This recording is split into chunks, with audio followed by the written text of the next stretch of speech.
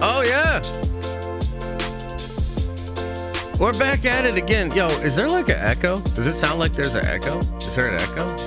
What the what? Is there an echo or am I crazy? You guys hear an echo? No? What about now? What about now? What if we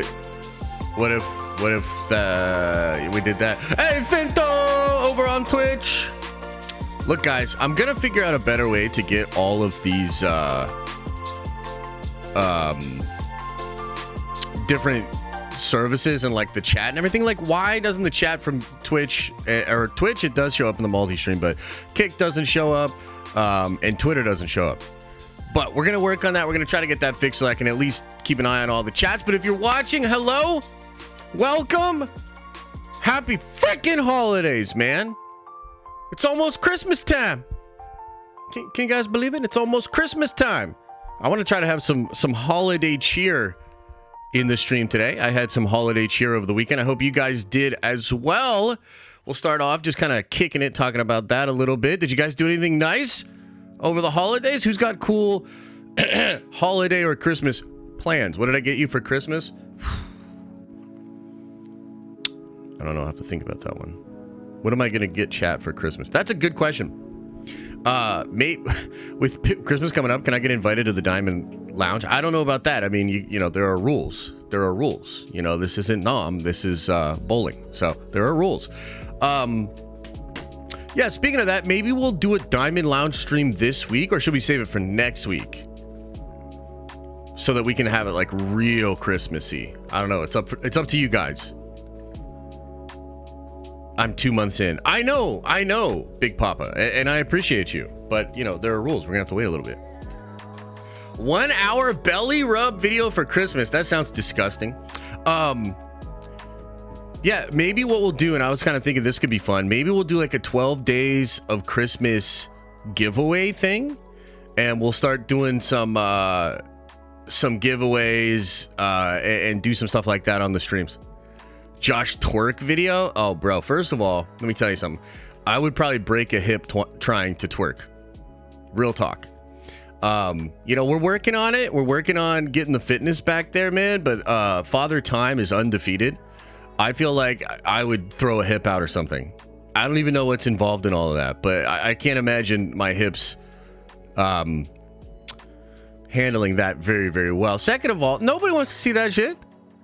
I got those old man butt cheeks. You know, when you become old, like you look like a frog when they pull the frog legs down and you're just like all flat, like no butt. You've seen it. You've seen old man butts. Yeah, you've seen old man butts. You know what it is. There ain't no butt. No butts about it. No butts about it. All frog, no butt. Yeah, exactly. So I don't think we're going to be doing that anytime soon. But, you know, I appreciate the creativity and I appreciate the input from chat. Oh, my God. I miss you guys so much. No stream on Friday. And wouldn't you know it, I had a damn good weekend. But here we are back again. Where's the calendar? What calendar? We didn't get nothing. There's no calendar. I think the Mando movie rumors are BS. That's interesting. I mean, we're going to talk about that.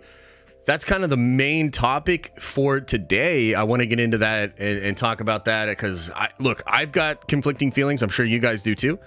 But beyond that, man, the reaction I saw online was shocking.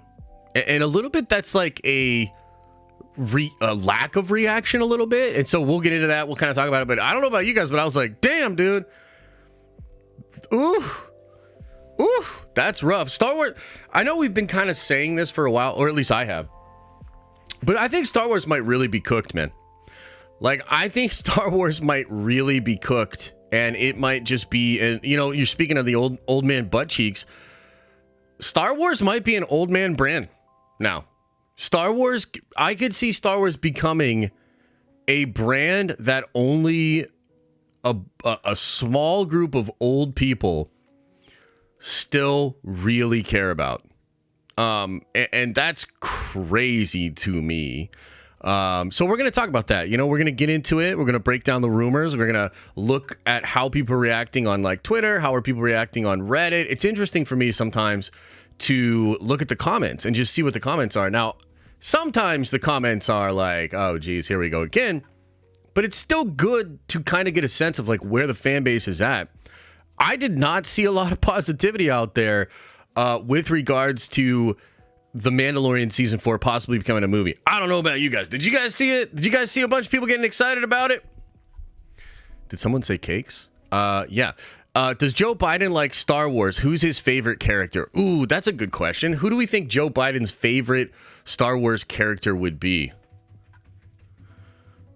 That's interesting. What do you guys probably have a better / I won't get canceled if you say it kind of an answer, so let me know. Greedo? Jar Jar? Maybe. Dooku? Maybe. Young Leia. Interesting choice. I bet her hair smells good. Okay, stop! Stop! Everybody stop! Pull it in. Pump the brakes. We're not doing that. We're not doing that today. Okay? We're trying to... Wait, hey! You did it, not me! You did it! You did it, chat. It's not me. Sheesh. Okay, we're starting off on a great note. Okay. Let's do a little bit of show notes. Okay, let's talk a little bit about the show notes before we go any deeper and further down this beautiful thing we call the internet and live streaming. Oh God, what a world! What an incredible life. Okay, first thing we got to talk about, man, the MCU video. Oh my God. People, where's the MCU video at? Where's it at? It was supposed to drop earlier, then you were supposed to drop it over the weekend, and you haven't dropped it. What's the deal with the MCU video? And I'm going to explain that. I'll explain it right now. But let me ask you guys a question real quick. Are y'all going to be mad? Like, I'm starting to get a sense that like a lot of you guys might be mad about me even making this video. So, if you're gonna be mad about it, put a 1 into the chat. I just want to know. I want to know what to expect, you know? Give us the video. Just disappointed? Oh, okay, nice. Okay, so there's a couple people that'll be mad, but a lot of people won't be. Cool. 69. Nice. Okay. Here's the deal, man. The video was difficult. It's coming out, okay? It's actually already uploaded on the main channel, but I'm probably not going to release it until later today after the stream, okay? And maybe we could just release it like right as the stream's ending, and I could send you guys all over there to go check it out. But so it's coming out. Look, long story short, a lot of editing went into the video. Both David and Fernie did work on it, and I did work on it, and dude, it is probably the most heavily edited video we've ever done. It's one of the most expensive videos we've ever made too, so you better fucking watch it. And at the end of the day, like, the reason that is because, like, as much as it's like a silly kind of a rant video and it's meant to be fun and all of that, it's actually like important to me that the points come across and that it doesn't feel too divisive and that it keeps like the tone light. So it was a particularly tough nut to crack, in my opinion. And I think it has the potential to get shared around a lot and, you know, be viewed a lot. So we really wanted to make sure that it was a good, succinct video. So yeah, it just took a while, and you know, I potentially could have uploaded a worse version of it Saturday before I left out of town, and then I could have uploaded a worse version of it yesterday, later in the day, and I was like, you know, nah, like let's just save it for Monday. You know, no big deal. It's not necessarily news relevant, so I think it'll be relevant just as much today. It's like 11 or 12 minutes long, and it is maybe one of the best videos we've ever made. I really believe that. A lot of work went into it, and so I urge you, regardless of how you feel about all of that stuff, because a lot of you are going to be mad and you just didn't put a 1 into the chat. That's fine. I would say just watch the video. Just watch the video, watch it to the end. And, you know, I'm not telling you can't be mad. Maybe you will be mad. Maybe I'm super out of pocket, in the video. But, dude, it's a good video. Like, just watch it. I think you're going to laugh. I think you're going to be mad. But it is what it is. And I think, it's, I was talking to some of my creator friends and some of my YouTuber friends about this, right? And at the end of the day, it's this tough, like, sort of line to walk. It's this tough thing to do because, like, there are a lot of things wrong in pop culture, or I guess I shouldn't say necessarily wrong, but they're not working. And there's this weird, like, eggshell purity test, kind of thing going on where you can't talk about it, or you're going to be put into a bucket and you're going to be called, like, whatever that bucket is. And I think we're beginning to see in a lot of different industries, but particularly, the ones that I watch because I'm kind of in them or whatever, like the entertainment industry, the nerdy stuff. You're starting to see a lot of people just be willing to speak their minds about it and talk about it openly. And I honestly think the South Park special, I know it's like, oh, trigger warning, like some of you guys are going to trigger. I felt like the South Park special was a really interesting turning point because it, to me, made it a little bit more okay to talk about these things, to joke about these things, and to be like, yeah, no, they do be doing this shit, right? And even though I didn't even put this in the video, guys, like female Silver Surfer, Mila Kunis is the thing. Like, there have been reports that have come out recently that, I mean, like, you can't deny not only like what they're trying to do, but the stupidity of what they're trying to do. And so, look, I'm absolutely certain that the video will piss some people off, and there'll be some people quote tweeting me, calling me all sorts of things. But guess what? That shit happens either way, regardless of how, I try to respect other people's positions and opinions. Some people will say the most horrible things about me, retweet me, and, do all of that. So I expect a lot of that is coming. But I also kind of think it's like we're in like a line in the sand kind of a moment where I'm just going to say the truth insofar as I see it and let the chips fall where they may. And like the real talk is like some of these people that'll just be fucking annoying and call you all these names or try to deny reality. Like the industry has to move on past those people. That's what it is. Like, we just have to move past those people. Unless you don't like money. Unless you don't want big sales, attention, blockbuster movies. If you don't want super high levels of success, then by all means, listen to these people. Be really worried and concerned about these people. But, like, I'm not. You know what I mean? Like, I'm just not. And I think more and more people need to kind of step up and be like, yeah, I'm not really worried. I'm going to say what I got to say. I'm going to bring up the points, and then it's up to y'all to self-expose yourself as like this infantile, bitch boy, like really weak mentality. And then that shit just needs to be disregarded. Do you know what I mean?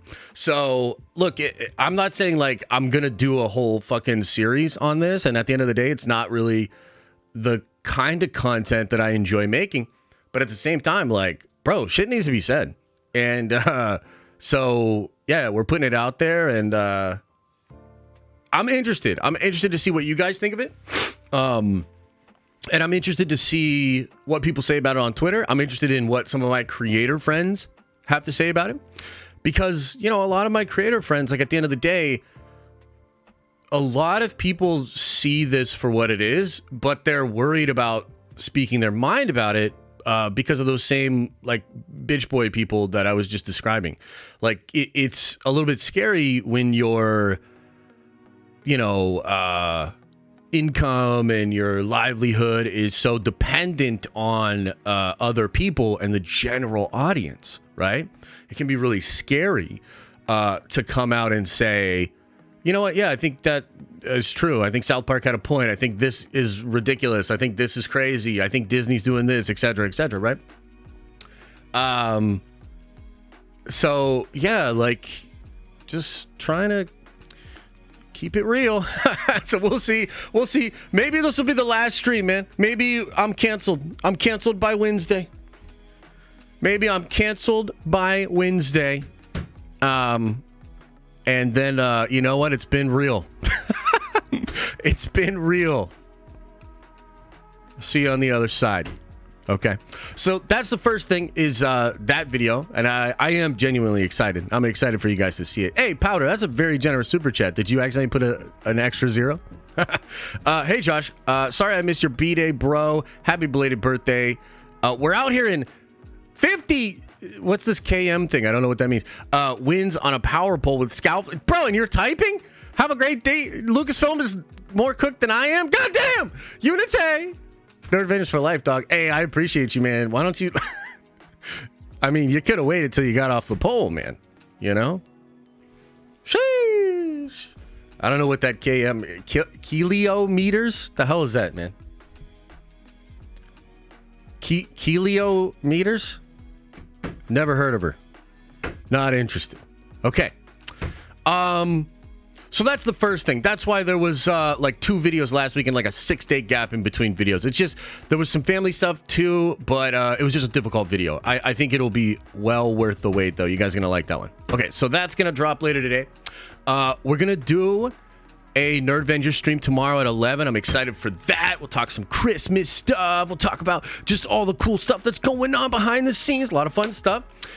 Wednesday, we'll do a regular stream. And Wednesday night, if you are a Unity collector, Wednesday night, we're going to do a big stream. I got a lot to show you guys. A lot to talk about.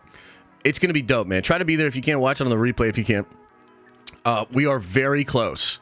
We are very close to finishing this first chapter. I want to have the first chapter out digitally to everybody by Christmas. I don't know if that's possible. Trying. If not by Christmas, hopefully by the end of the year, we get to drop that in there. And that's going to be really cool because it's kind of a big moment for us where you guys will get the first chunk, right? If you did back the Kickstarter, you will get the first chunk of Unity. And it's a chunk, man. It's like 40 pages. And I'm excited for you guys to read it. And I'm excited to get some feedback. You know what I mean? I want to see what you got. Powder, you're still super chatting? Nah, dude, Nerd Avengers for life, dog. Yo, I appreciate it, brother. I appreciate it. Just don't fall off the freaking tower. So I'm really excited. We'll be also really receptive to feedback. One of the things that's kind of cool about this is like, you know, you're going to get this first chunk, but this is only 1 chapter of 5 for the first volume, which is supposed to come out next year. So this is a cool moment. Being able to share it with you, also receive some feedback, and then it'll be like 110 more I mean, the book's looking to be like 150 pages at least now. We'll see. We'll see. I'm trying to tighten it up. But regardless, it'll be so cool. You guys will like get in there, get into the world, and also have feedback. Like, what did you like about it? What did you not like about it? How did the story flow, etc. So we will take that feedback and adjust the book a little bit more before we get to print next year. So I'm really excited for that. That's gonna be really cool. In fact, I think Stan has 3 more pages left to do as far as illustrations, and he did the last page early. And I looked at the last page. Maybe I'll share it on the Discord later. The last page in chapter 1, and I'm very happy with it. I'm like, ooh, that's nice. That's really nice. So look out for that. We'll talk about that on Wednesday. More Unity stuff will, you know, be talked about in the coming weeks and months. There's a lot of really cool stuff happening, so I'm pumped for that. And then the only other thing we got to figure out is, do we want to do the Diamond Lounge this week, or do we want to do the Diamond Lounge next week? And other than that, we're just kind of chilling. We're just kind of chilling, you know, regular streams. I'm going to do some, like, you know, wrapping up the year kind of streams. Oh, there's one other thing I got to talk about in a second here. You know, what was 2023, right? Like best of 2023, worst of 2023, that kind of stuff. So we'll have some fun in the next few weeks just for the holiday season. Might be a little slow, might, you know, miss a stream here and there. But then we'll be back at it next year, and I'm really, really excited. for all of that. Okay, last bit for show notes, kind of updates. We are bringing the Clips channel back, and we've got a bunch of clips in the tank already from the streams last week. Working with a new editor on this. Really funny, really good clips. So check that out on the Clips channel. If somebody in chat can help me out and get a link to the Clips channel, I think it's got like 600-700 subscribers or something. We tried this back in the day, and then I just kind of completely abandoned it. But we're back to that, man. We're going to be committed to that, putting clips out on that channel, maybe even doing a few for like Instagram or Twitter or whatever. But the clips are funny, and I think you guys will really enjoy the clips. And I think it'll be a cool way to maybe get the word out there more about the kind of fun that we have in these streams, because we have fun in these streams. And I think that might be all the show notes, man. I think that might be it. I think that might be the show notes. Cleeps. Yes. Is that how I'm pronouncing it? Or is that the right way to pronounce it? While I hate most of the derogatory terminology applied to DEI, it can't be argued that Disney is doing it wrong. They lubed up Pandering and sat on it. Can't defend them anymore. Yeah, I think that's part of it, right? Again, you got to watch the video, because I think the video does a good job of explaining my position as somebody who, like, when the MCU thing first came out, I was like, bro, that is lame as fuck. That is like a stupid thing to say, and anybody that says it is stupid. And then we watched Marvel for 2 years basically say, hold my beer, and prove all of those people correct. So it's like... But you got to watch it. You got to watch the video. The video does a great job of breaking it all down, taking you through what's going on, and it's really funny. So it's a really, really funny video, and I think you'll dig it. I saw somebody in chat talking about the Saturday morning cartoons. So we have to decide, because I want to do them on opposite weekends. So I'm down to either do cartoons or the Diamond Lounge this week, and then the other one next week.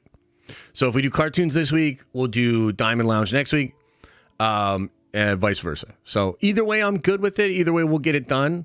But yeah, that's kind of what I'm thinking. I just don't want to fill both weekends, or I don't want to fill one weekend with 2 extra streams. You know what I mean?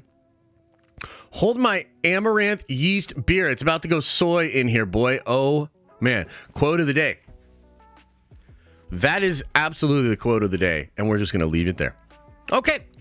All right, should we talk a little bit about Star Wars? Should we talk about these Star Wars rumors? What do you think?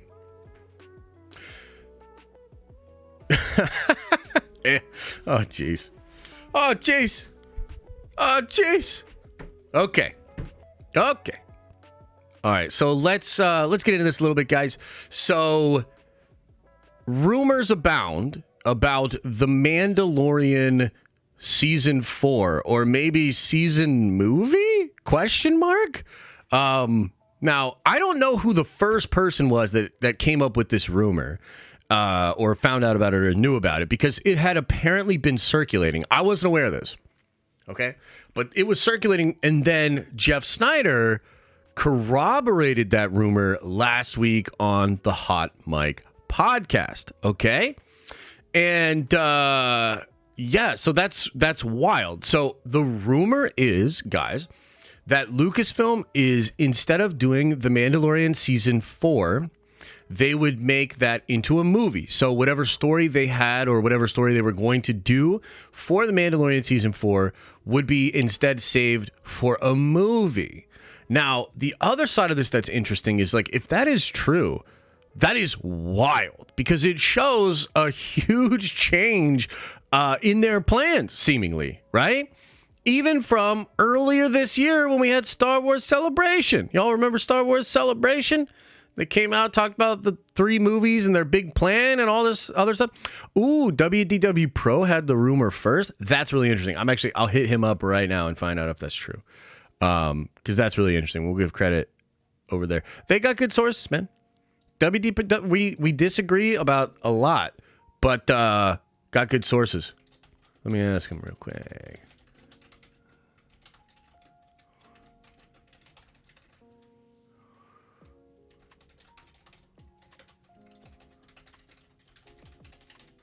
Okay, cool. We'll double check that in a second. Okay. So, regardless, the rumor now seems to be somewhat substantiated. And if this is true, they got to announce this like fast, right? Like you would think they'd have to announce this very quickly. And I wonder how that announcement's going to go. Making Star Wars said it back in July. Wow. Is that true? That's really interesting. So looks like from what you guys are telling me, there's been a lot of smoke around that fire for a while now. It wasn't on my radar at all. The only thing, you said it in June? What? So Josh, who are your sources? Oh yeah, I'll let you know, man. DM me privately and I'll tell you all about it. So, I mean, okay.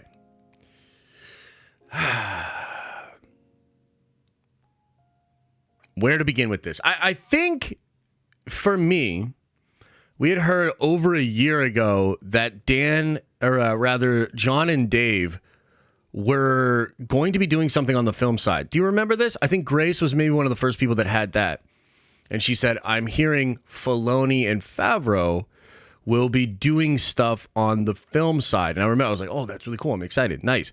And then at Celebration, no real mention of anything with Favreau, especially film related. We, of course, heard that Dave was getting his own movie. So that was kind of interesting, right? We're like, oh, okay, Dave's doing this thing. So, I mean, it tracks with other established rumors that were out there. One of the things that, Jason Ward was saying while you were getting Ahsoka, because he was talking about, season 2, all these potential things, et cetera, et cetera. One of the things he said was that the studio or the executives really wanted the movie. They really wanted, like, the next season of Ahsoka to be the movie, or they're really pushing for Mandoverse stuff to be in movies. But Dave and some other people really wanted more time. They wanted to tell the story. They really wanted to do it in a show, to have a second season via a show. So you could see that, like, from Lucasfilm's perspective, they want movies and they want popular movies and they want people to really show up for these movies.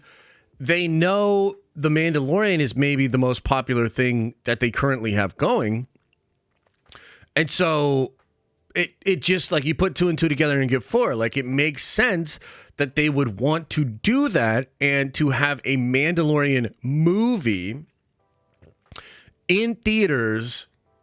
And that could be somewhat of a sure bet, right? Somewhat of a sure bet, a safe play for them, okay?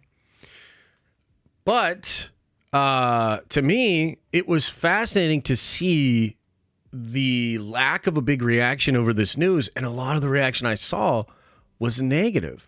It seemed like a lot of people did not like this news. And so I guess, before I go into it a little bit further and talk about maybe some of the issues and why this might not work, I really wonder, what do you guys think?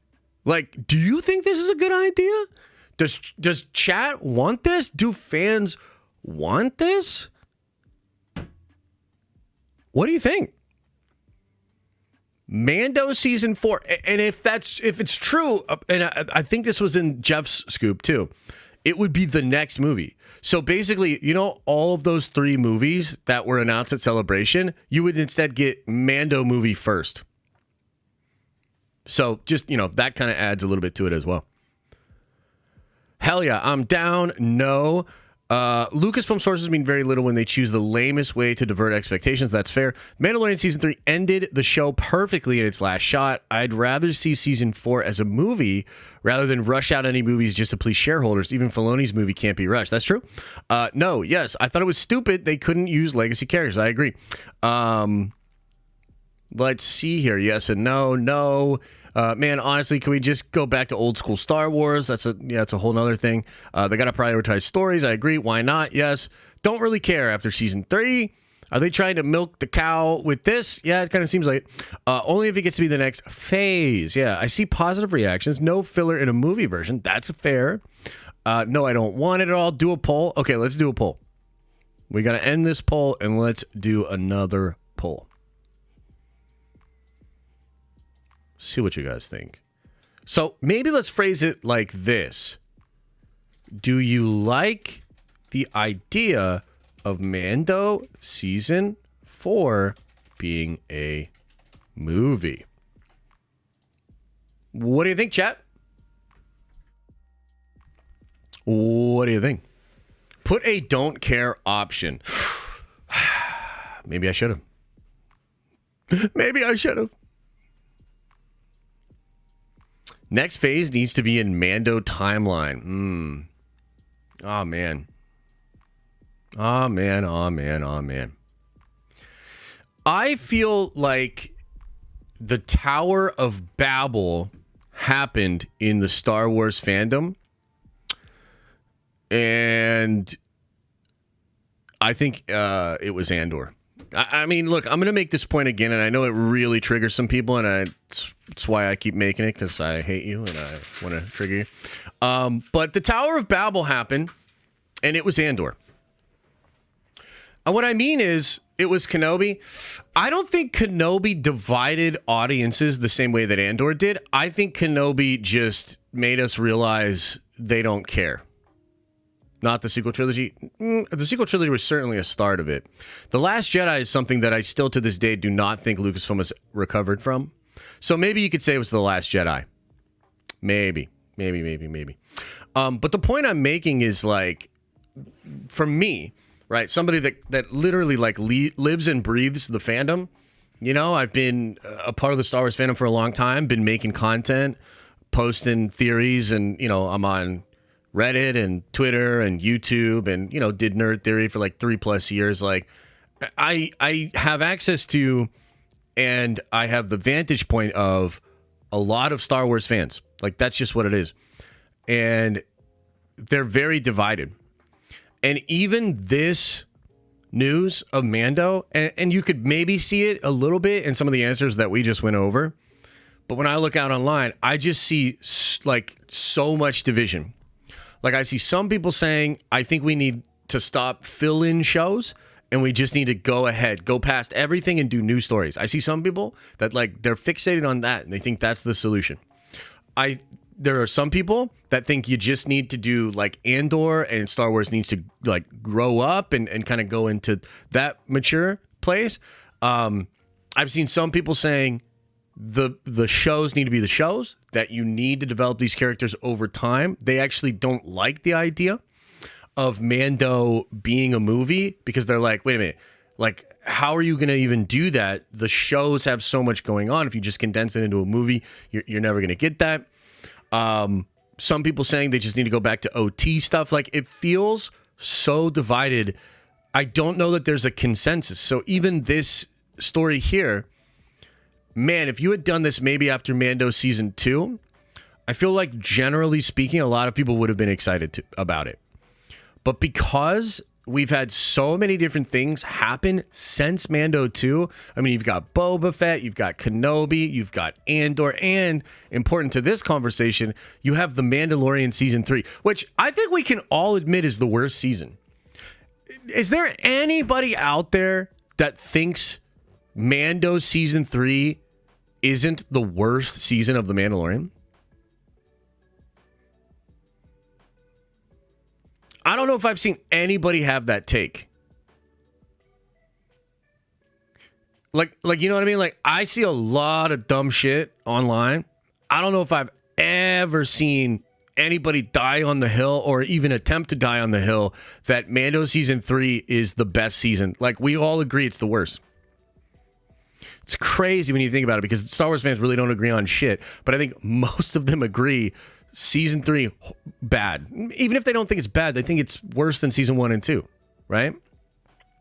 So you fast forward through all of that, and you've arrived at a place where they're doing the move they should have done years ago, and the fandom isn't there anymore. Like, I could easily see the Mandalorian movie make like $400 million worldwide. I mean, what do you guys think of that? What do you predict the Mandalorian movie making? Do you know what I mean? Like, you really think that's going to be like $1 billion movie?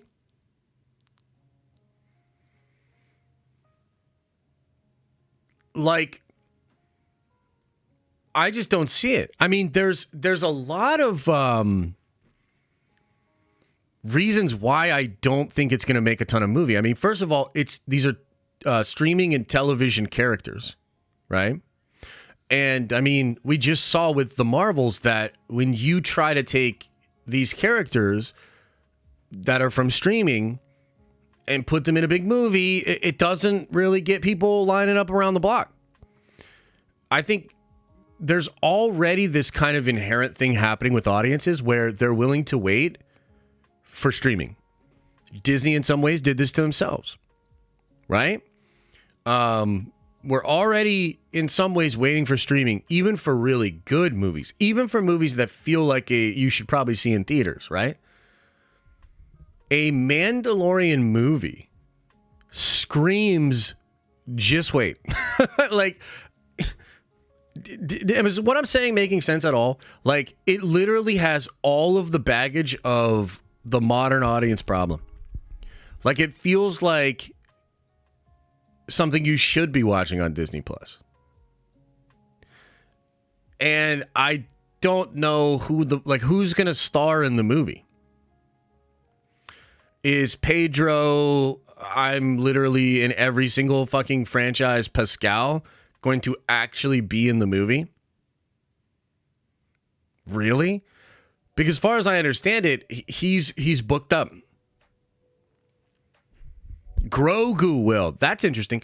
So, do you think people still care about Grogu? Real talk. Look, I could be wrong here, but what's the vantage point? Like, you tell me. Do you think fans still really care about Grogu? Do you still care about Grogu? When's the last time you bought a piece of merchandise that was Grogu?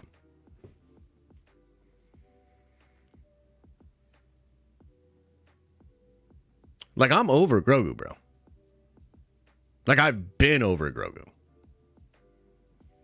Grogu had a crazy, monumental rise to success. It was one of the coolest things Star Wars had done in a while. It was a smash hit. And then Disney beat it to death and then beat the dead horse to death. And you literally can't, like, for the past 2 Christmases, you can't walk around a mall without being, like, inundated with Grogu. Grogu is everywhere. I gotta be honest with you. I think the appeal has really it's the woke mob got him. I mean, I don't know about that. I just think at the end of the day, like, it's oversaturation. How special is Grogu when Grogu's I mean, they have Grogu at the Macy's Day Parade. You got Grogu underwear, Grogu this, Grogu that. It's so much Grogu, dude. Yeah, like, it's so much Grogu. And on top of that, like, low-key, it's a little bit Grogu's fault that these shows don't make any fucking sense, because it felt like Kathy was like, what do you mean, John? Instantly put Grogu back with Din. I'm wearing Grogu underwear right now. I believe it. I believe it. I just don't think there's a draw there. What's the draw? You know how much Grogu you got on Disney Plus at home? Like, we literally have Grogu at home. You know the meme? Like, we literally have Grogu at home, bro. You know what I'm saying? So I look, maybe I'm reading the situation too pessimistically, but I'm like, just from the reaction I saw from fans, I feel like this shit might be cooked, bro. I mean, imagine you are Disney and you take your smash hit show, okay, and you have the worst season be the most recent season. You've got fucking Lizzo and Jack Black in that bitch.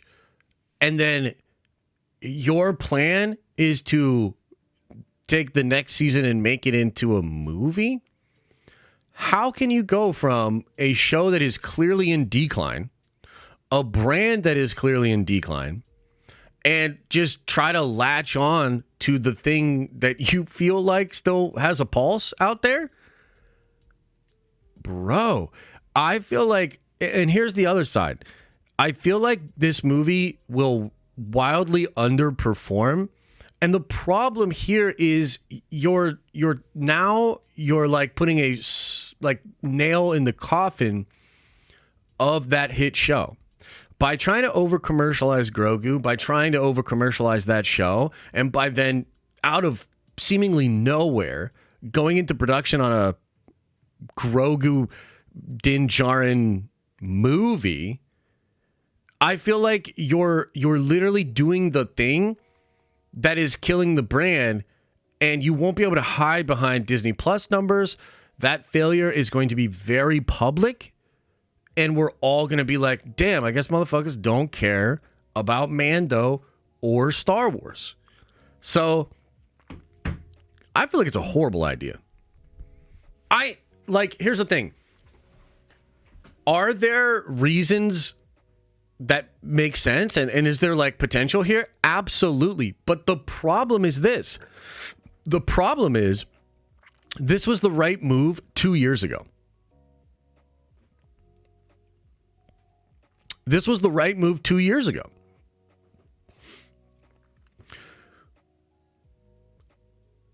And I don't think it's the right move now. You know? And man, I mean, I don't know, maybe it's like just because they're like fucking, it's like a Lemony Snicket novel over there at Lucasfilm, where they're just doing the worst possible things and just falling on their face constantly. This feels like just the next step of that.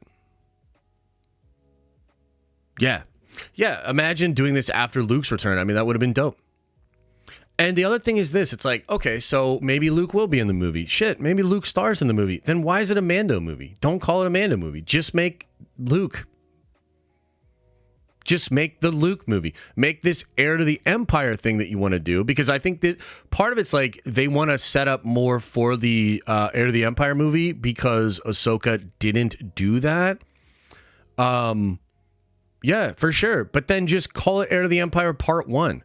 Like, guys, again, there's a huge difference between saying we're going to make a Mandalorian movie after the worst season in a show that doesn't seem to know what the fuck it is. There's a huge difference between doing that and being like, Heir to the Empire, Part 1. Heir to the Empire, Part 2. You know?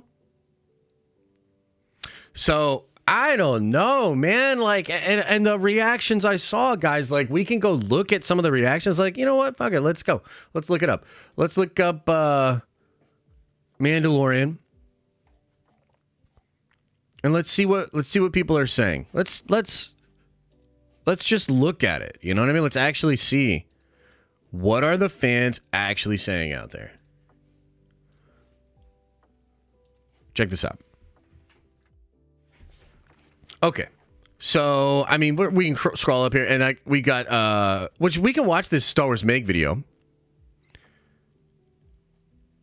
You know what I mean? But not really much reactions going on there. So let's see here. This is a good one. From Star Wars Holocron, 19 hours ago. Should The Mandalorian continue as a movie or with Season 4? Let's just see what people say. Season 4. Neither. The last season was enough to know they shouldn't continue. Brahm says, top reasons why The Mandalorian should be the next Star Wars movie. So this person's in support. No. No on both. Season 4, but no more cringy cameos by celebrities who can't act. Season 4, plain and simple. Anyone saying movie, I ask you this. Would you prefer 8 30 to 50 minute episodes, or would you rather give you a movie that's an hour and a half where they can cram everything in, making it feel overloaded? So that's, an interesting point. Season 4, I'd rather have 6 hours of content than 2. Who will watch? The audience dwindles daily. With the disgrace of season 3 ending, I don't think it should be back at all. I mean, guys,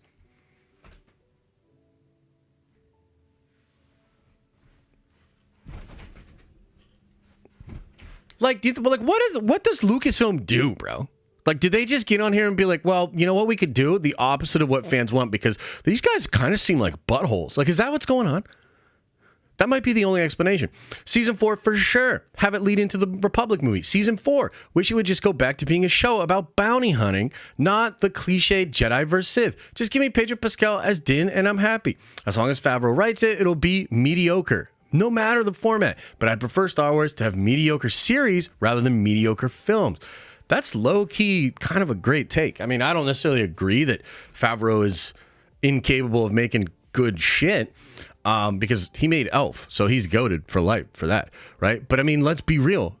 The writing in Mando is whack, especially season 3. Like, what the fuck is season 3? Like, bro, as bad as people like kind of shout on that thing, I kind of feel like we went easy on them. Like, I kind of feel like we went easy on them for Mando season 3, bro. It was bad, bro. He made Iron Man. That's true as well. Mandalorian should have concluded at the end of season 2. Season 4 got no desire to go to a theater. Season 4, another one, and I'm not going to TLDR that. It's a mediocre TV show at this point. A movie would be embarrassing. Guys, Jim, are you watching the stream? Because you just went over here, and it's a pretty good take. Guys, this is the action. Like, these are the people, man. This is not a hater account. You know, Star Wars Holocron, I think generally speaking, a lot of positive Star Wars posts. You know, so this is not like a hater account. This is not somebody that has an audience that's, you know, made up of all kind of Disney Star Wars retractors. That's not what's going on. So let's check this out. Let's go down to Star Wars leaks on Reddit, one of the biggest Star Wars Reddit that there are, which is actually crazy. Never mind. Let's just read here. Okay, so this is the post on Reddit where they're talking about this. They're talking about the scoop. Okay. Top comment, 196 upvotes. This would be a bad and sad for me move. Guys, this Reddit is full of a lot of shills. And you know what I mean? Like, there's just a lot of people in there that are usually, or rather I should say, used to be very supportive, almost unilaterally supportive of what Disney was doing with Star Wars. Okay? Check this out. You're forgetting the fact that Kenobi made history by doing a limited theatrical run of its finale. So anytime any Star Wars TV show gets a limited theatrical run, we can literally say because of Obi-Wan. Okay, so the memes are winning too. Me too. After season 3, The Book of Bob, I have basically no care for the story that I once loved with season 1 and 2. A movie does not excite me one bit. Guys, that's my canon ending. Haven't seen season 3 and don't need to. I'm done getting upset. I'll just carefully consider what I want to watch and include it in my headcanon. Wow.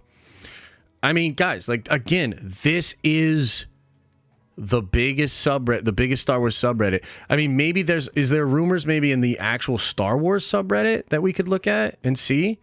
Yeah, let's check out. Do they have any of this in the regular Star Wars one? I don't know. I wonder what they would say. I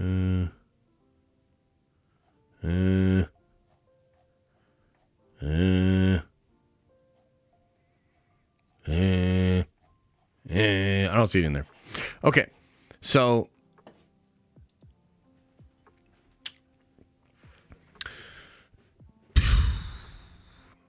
I see a serious lack of not only excitement, but even engagement on this topic. It feels like complete apathy has almost set in for the Star Wars brand.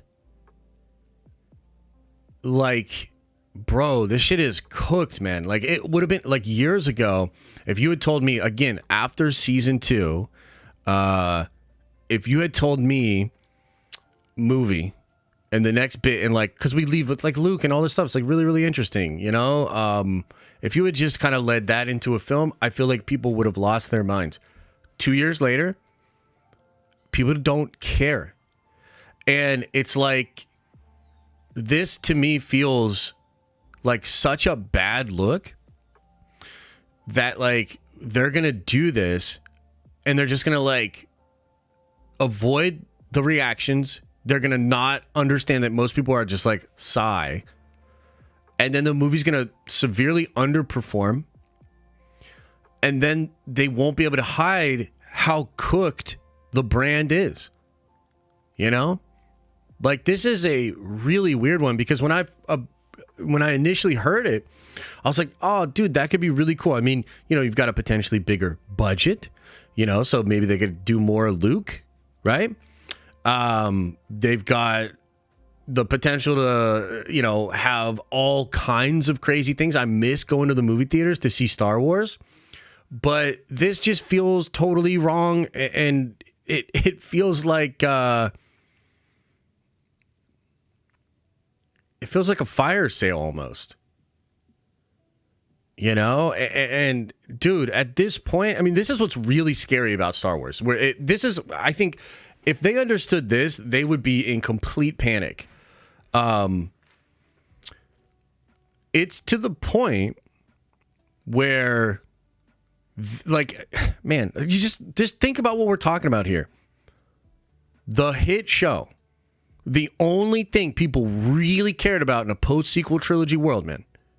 The thing that was like, we really all got together in Mando season 2, right after that. And they have eroded it to the point where I literally think most people will not go see this movie. I think this movie could potentially do worse than the Rey movie. Because I don't think it's going to be Pedro. If it is, it's going to be just a little bit of him, you know? It's a setup movie. Like, it's not going to be like, in some ways, season 3 is probably so soulless because they were basically in a holding pattern. It reminds me a lot of like phase 4, meaning like, I think Feige was completely focused on Secret Wars and convinced of that plan, and he couldn't do it. So he just held in a holding position and let everything become goobly glob for years. Yeah. And I think the same thing has happened to Star Wars, where it's possible John and Dave were already working on the movie, and that's why season 3 is so goobly glob. Because they're like, well, I guess we got to do something. You know what I mean? So, you know, for me, I was fascinated not only by the news, but I was fascinated by the reaction, dude. Like, wow, like, I can't believe how many people either think it's a bad idea or just don't care. Like, you see it sprinkled within all the results and all the replies that we went through. A lot of people are kind of like, bro, it don't matter either way. That shit is cooked. Like, I do not care. And I'm like sitting here thinking, like, do I even care? Like, there's nothing about Mandalorian movie, especially like, oh, Mandalorian season 4 is now going to be a movie. What's the draw? What are we supposed to get hyped about? Like, what are we supposed to get excited about? You guys tell me. Like, chat, help me out here. I'm open, man. I'm open to it. Like, maybe you can turn this around for me. Maybe you can start to get me feeling different and being excited about it. What is the pitch? What should I be excited about for a Mandalorian season 4 movie? So many kids will watch the baby? What? You think kids are fucking with Star Wars right now? Oh, I don't know about that. Star Wars cakes. Well, if Filoni directs it, then yeah, there's going to be a lot of cake for sure. No, you changed my mind. It's a bad idea. Oh boy. Rebuild the Razor Crest. Oh yeah, that's going to be fun. Tyler, thanks for the 10, man. I can't say I prefer either at this point. After Book of Boba Fett and Kenobi, I was hopeful for Mando season 3, but after it kind of sucks, it's hard to get hyped for the Mando story anymore. Yeah, I mean, you said it, man. Josh, I don't know if you'll ever be hyped for Star Wars again. I mean, that's just not true. There's a lot of things that I think are exciting about Star Wars. I'm excited for Dave's movie. I mean, dude, real talk, I'm even more excited for the Rey movie than this. Because, like, I want to know what is happening. I want to know what they're setting up for the future of the galaxy. Like, there's a lot of intriguing points there. But the problem with a Mando movie is, bro, we know that shit ain't really going to change much in the galaxy. And even with the Heir to the Empire, we know Thrawn's going to lose. Right? So, I don't know, man. Like, what should I be excited about? How reliable is the report? I mean, it's just a rumor for now, but as we talked about earlier, a lot of other people have been talking about this. So, it seems like they're moving in this direction. We need Tales season 2. I mean, Tales would be dope. Are you excited for the final season of The Bad Batch and Skeleton Crew? I'm excited for Bad Batch, but Skeleton Crew? No. What should I be excited about Skeleton Crew? You got Jude Law and a bunch of kids? We're doing Stranger Things and Star Wars? Like, no, man, there's nothing about that exciting. Like, what? Let me ask you this. What are you excited about when it comes to Skeleton Crew? Like, what are you excited about? Jude Law's the GOAT? I mean, I like Jude Law. You know what I mean? Like, I like Jude Law. I don't know that I like Jude Law enough to be like, bro, put a Jedi cloak on that motherfucker and you got my $10. I'm showing up to the theaters for that. You know? Dude, by the time, depending on how the next year goes, by the time Skeleton Crew comes out on Disney Plus, I might not even watch it. Like, legit, I might not even watch it. You know what I mean? It's a show. I know, Carl. I knew Carl would call me out on that, too. I'm more excited about the Balin stuff. Dude, 100%. The Balin stuff is the most interesting thing they have going on. It looks like it's really aimed at not me. Yeah, I agree. Bring the Skywalkers back. Yeah, that'd be cool. I mean, look, they got to at this point. I don't know what they have. Yeah, right? You have no control? I don't know. I mean, here's the thing. Do I have a serious lack of control? Absolutely. But I'm also getting older, Adam, and I'm getting more grumpy. You know what I mean? You understand this. You know what I mean? Because you saw Citizen Kane in a drive-in movie theater in like a Model T. So you know what I'm talking about. As you get older, you start to get real fucking grumpy, bro. And so to me, I don't even think I'm going to watch Echo. Like, are you guys going to watch Echo? Like, real talk. Are you guys going to watch Echo? Like, throw a one into the chat if you're going to watch Echo. And by the way, like, you know, it's all good if you are. Like, I'm not trying to sit here and be like, you guys are all wrong, like, you're horrible or whatever. Like, yo, like, good for you. Like, I'm glad. Let me know how it is, because I ain't watching that shit, bro. Like, I have zero interest. I have negative interest in watching Echo. Oh, man, it does look really violent. It does look really violent. I think I'll watch Reacher Season 2 instead. You know? Or, you know, John Wick 4. Dude, John Wick 4 is lit. It's 5 episodes. I'll check it out. I don't know if I will. I keep going back and forth. I mean, maybe I'll watch the first episode. But, bro, I'm at the point where, like, if I throw that show on, okay, and it feels like Goobly Glob, and I feel like I just want to get on my phone, like, if I'm not so wrapped up in it, then I'm like, damn, this is crazy. I'd rather watch One Piece. You know? One Piece anime, getting super lit, by the way. There's, like, Berserk stuff I'm trying to catch up on. You know, I'm watching the old 97 anime of Berserk. Just watched Reacher first season. It's all right. You know, I think it'll be better in the season 2, but I'm just saying, like,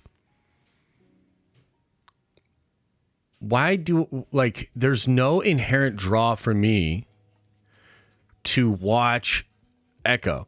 I'm damn sure not interested in Agatha. And a lot of these, like, scoopers and people, man, they're just driving me fucking crazy because, like, they just keep trying to make fetch happen with Agatha. Shit ain't gonna happen. Like, it doesn't matter, like, this little leak, that little leak. It doesn't matter. Not interested in any of it. Kingpin, bro, do you know? I mean, you must know because it's just in the trailer. But do you know that Kingpin is going to be working with Maya again?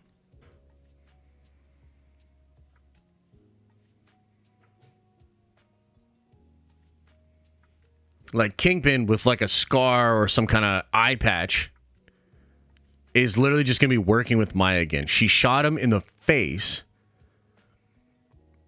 Not only is he alive, but he's working with her again.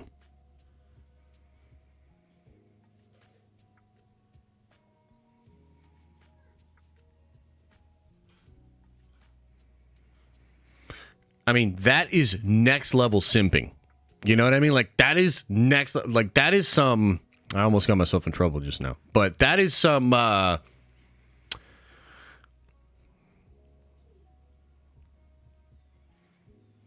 That's wild. You know? Isn't the series set before that happened? There are some flashbacks. I think there's going to be some stuff with her learning from some of her elders on like the reservation or something like that. But no, I mean, the movie takes place after the Hawkeye. They're like family, Josh. Right. No, that's true. But Josh, you shoot me in the face every day with your words and I'm still here. A pew pew, motherfucker. Yeah, I guess that's kind of true. Okay. So let's bring it back to Star Wars. Let's bring it back to this news. What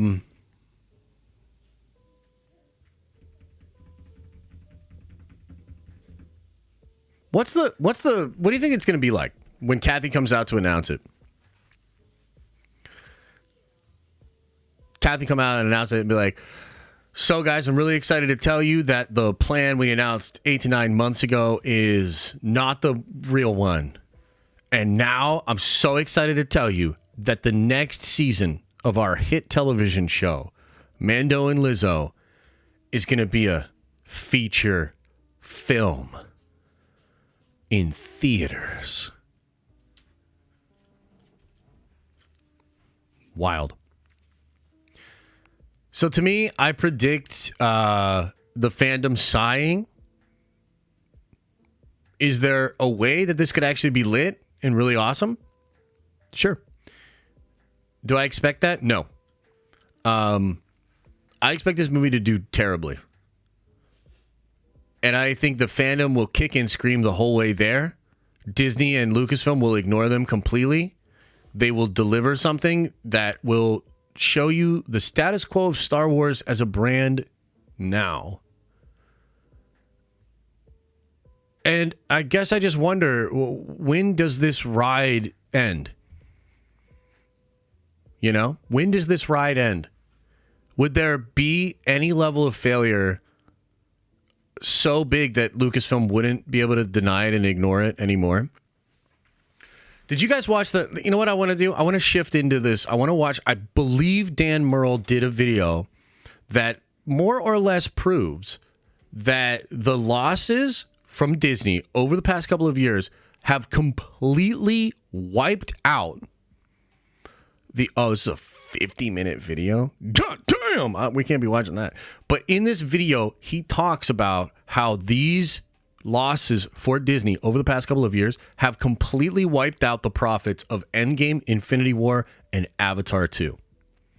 That's what he says in the movie. But or in his video. So let's see. Is there a section of this video maybe we can get to where he kind of breaks it all down?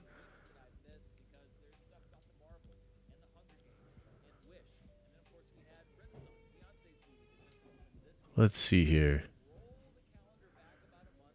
Maybe there'll be a chapter where he kind of breaks this down. Okay. Maybe this is okay. Yeah. Let's watch from this point on, okay?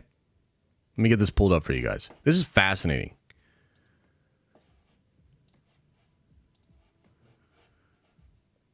Fascinating.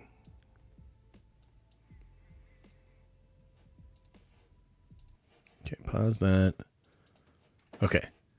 Loss summary for Disney's entire theatrical slate. This is also inclusive of the 20th Century Studios films that they released. The only movie that they released this year that I have turning a profit in the theatrical window is Guardians of the Galaxy Volume 3, which I had making $28.1 million. It's the only movie I think that Disney could say was even close to a hit this year. Right. I estimated The Boogeyman lost about $30.3 million. That's okay. It'll probably break even. I estimated that Haunting in Venice lost about $38.4 million. That one will eventually probably break even. Ant-Man and the Wasp: Quantumania. I don't think Disney planned to lose around $80 million on that movie, but that's what I estimated. Elemental was a success story in that it was able to recover from a very bad opening, but I still estimated that it's losing about $89.7 million theatrically. However, it is a huge hit on streaming, so that may help to close that gap. The Creator, this breaks my heart, $91.9 million loss. Doesn't break my heart, Dan. I thought that movie was horse shit. Very low chance for them to recoup that investment. Then we have The Little Mermaid. I estimate that it lost about $115 million theatrically. Merchandising might help to make up for that. And then these four movies are just awful. They're just awful stories. Haunted Mansion, an estimated loss of $192.2 million. Indiana Jones and the Dial of Destiny, an estimated loss of $214.2 million. Wish, currently, an estimated loss of $235.1 million.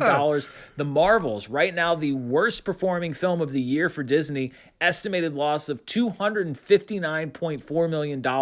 That means as we sit here today, I estimate Disney's total theatrical losses, looking just at global box office receipts, at $1.37 billion. That, I mean, I have to do my research. That has to be the worst performance by a major studio in history. I'm sure you could probably adjust for inflation and things like that, but I can't imagine another studio that has lost in the theatrical window over $1 billion in 1 year. And just to put that number in perspective, these are my estimated theatrical profits for some of the biggest hits that Disney's had in the last couple years. This is take home from theaters. This is not gross revenue. This is net revenue. $400 million from Avatar: The Way of Water. I estimate a $547.5 million net revenue from Spider-Man: No Way Home. A $595.7 million net revenue from Avengers: Endgame. When you put just those three movies together, that total estimated profit is $1.543 billion. But when you subtract 2023's losses from that number, the difference is just $168 million, which means that the theatrical profits of three of the most successful films of all time have been almost completely wiped out by 1 year's losses at Disney. I mean, that's absurd, guys. Think about what he just said. The biggest movies of all time, the most profitable movies of all time,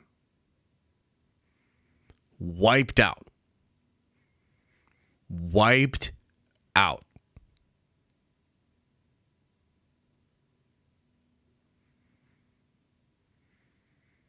Yeah, what a year. What a fucking year, huh? Woo! Goddamn! That's hot. I mean, wow. How do you do it, Disney? Shit. Yeah, that's horrible. I mean, objectively horrible. They are in complete disarray, and Star Wars and Marvel are a huge part of this. You know what I mean? And yes, Indiana Jones is also in there as well. But yeah, they I think the way they fucked it up. They fucked it up. You know what I mean? It's wild. So like, I think to Star Wars, right? I mean, so, you know, consider this, okay? So consider this and consider, you know, where Disney is at and all of this stuff. Consider that The Mandalorian Season 4 had like a 30% reduction over Season 2 in viewership. Consider that Loki, an incredible show, something like 40% lower than Season 1. Now, I will say, small caveat for Loki, and it's a huge W, actually. We didn't get to talk about this a lot, but like Loki...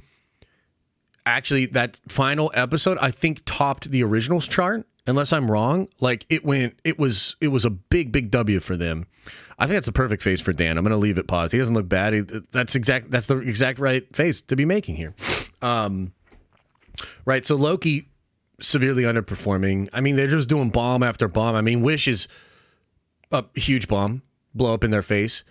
And you consider this situation... And Lucasfilm was like, we're going to make a Mandalorian movie. We're going to make Season 4 of The Mandalorian a movie. And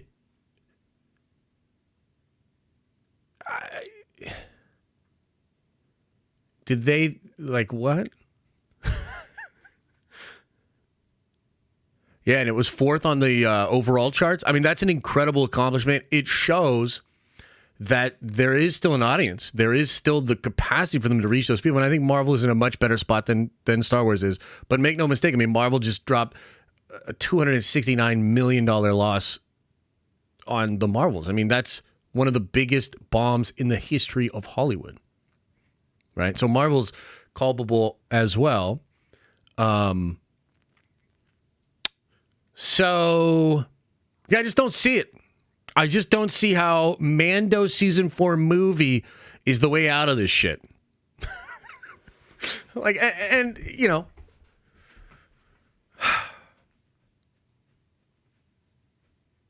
what a world. What a world, man. Like,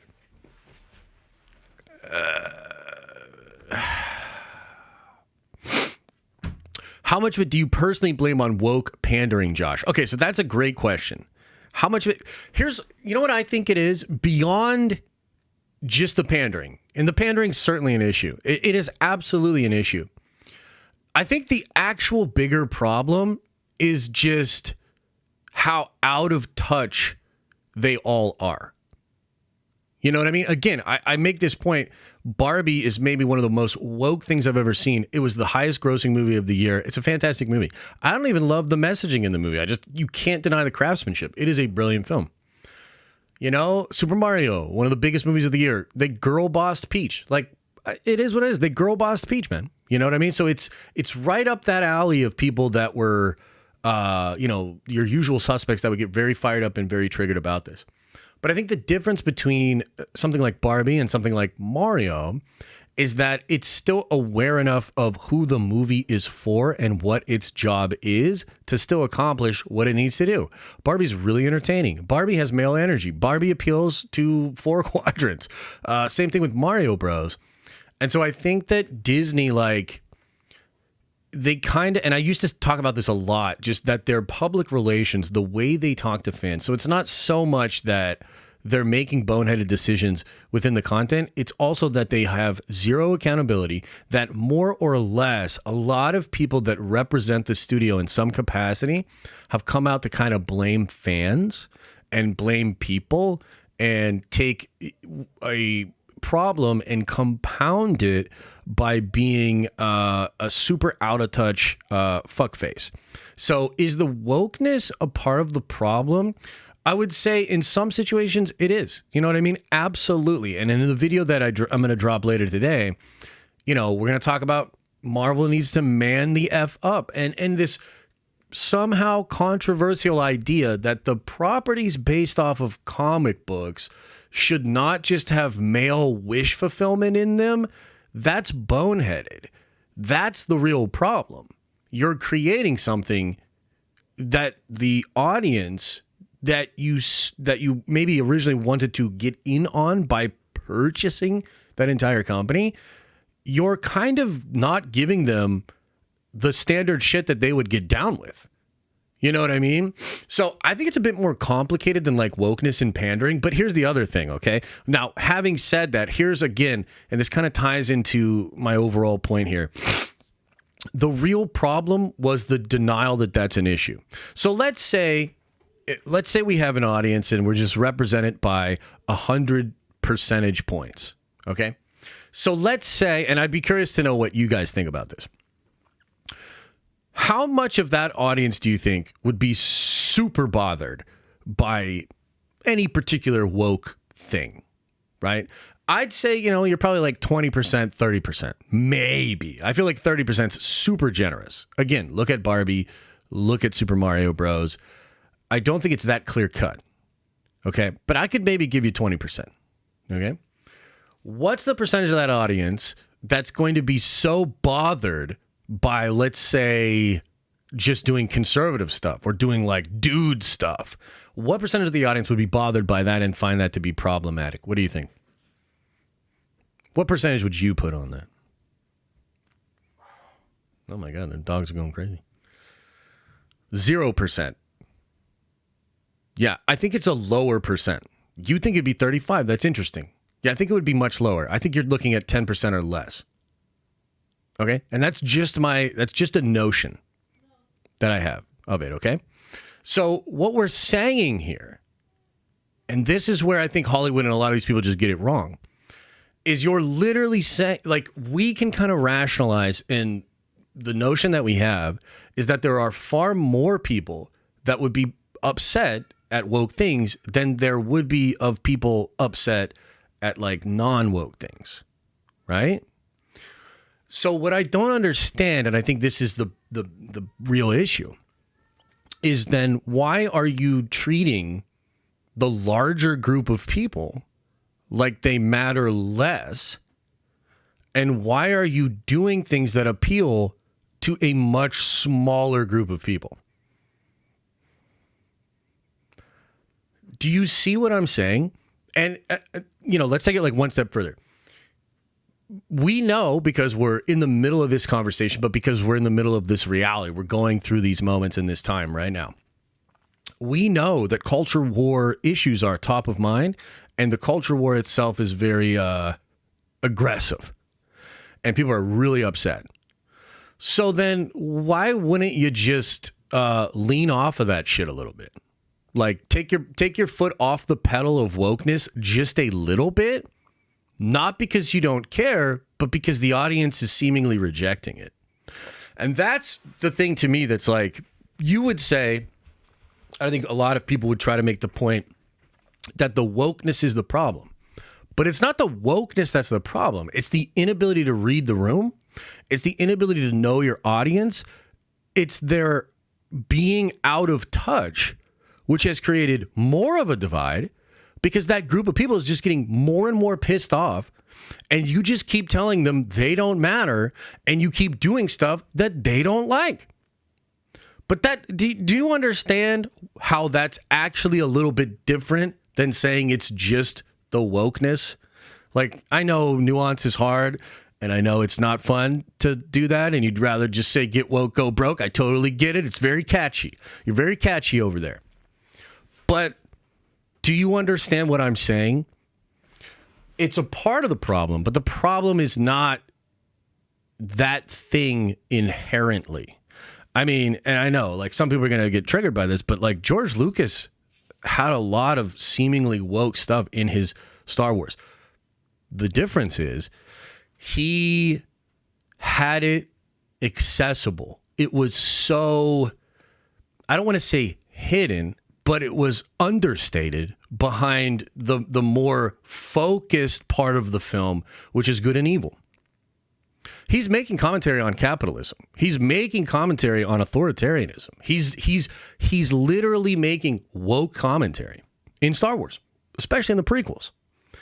But it's not so in your face that you're going to have a fight with your fucking wife or girlfriend on the way home from the movie theater, right? So I think the big difference here is that a lot of people that are within, this industry that are pulling these levers and making these decisions, they not only don't care about anything I just said, but they would literally think I'm bigoted for saying it, and they would purposely put more annoying woke shit into the stuff to piss people like me off, to piss people like you off. So they have literally taken it to a completely different place. Like a completely different place where it's not that it's woke. It's that they're fucking assholes that don't respect the source material, the reason the thing exists, and they instead want to just rewrite history, make it their own, and tell everybody that doesn't like it that they're a bigot and they should suck it. So that's the take. And unfortunately, that's a take that's not digestible by a lot of people. Like, a lot of people, just full stop, cannot handle what I just said because they are weak, pussy people. And that's part of the problem too, is like, you can't even say, like, that is the most benign take. That is like the least offensive way to say it. And yet some of you are all in your feelings about it, and you can't stand that there would be any kind of logical explanation linking things you consider to be important to entertainment. Sucks, dude. Makes my job way harder. You know what I mean? So that's the take. And look at Dan's reaction. That's the reaction. Dan's reaction is the one. That's what we're all doing when you guys say and do these things. We're all just like, So let's see if he has anything else interesting to say. Never seen anything like this.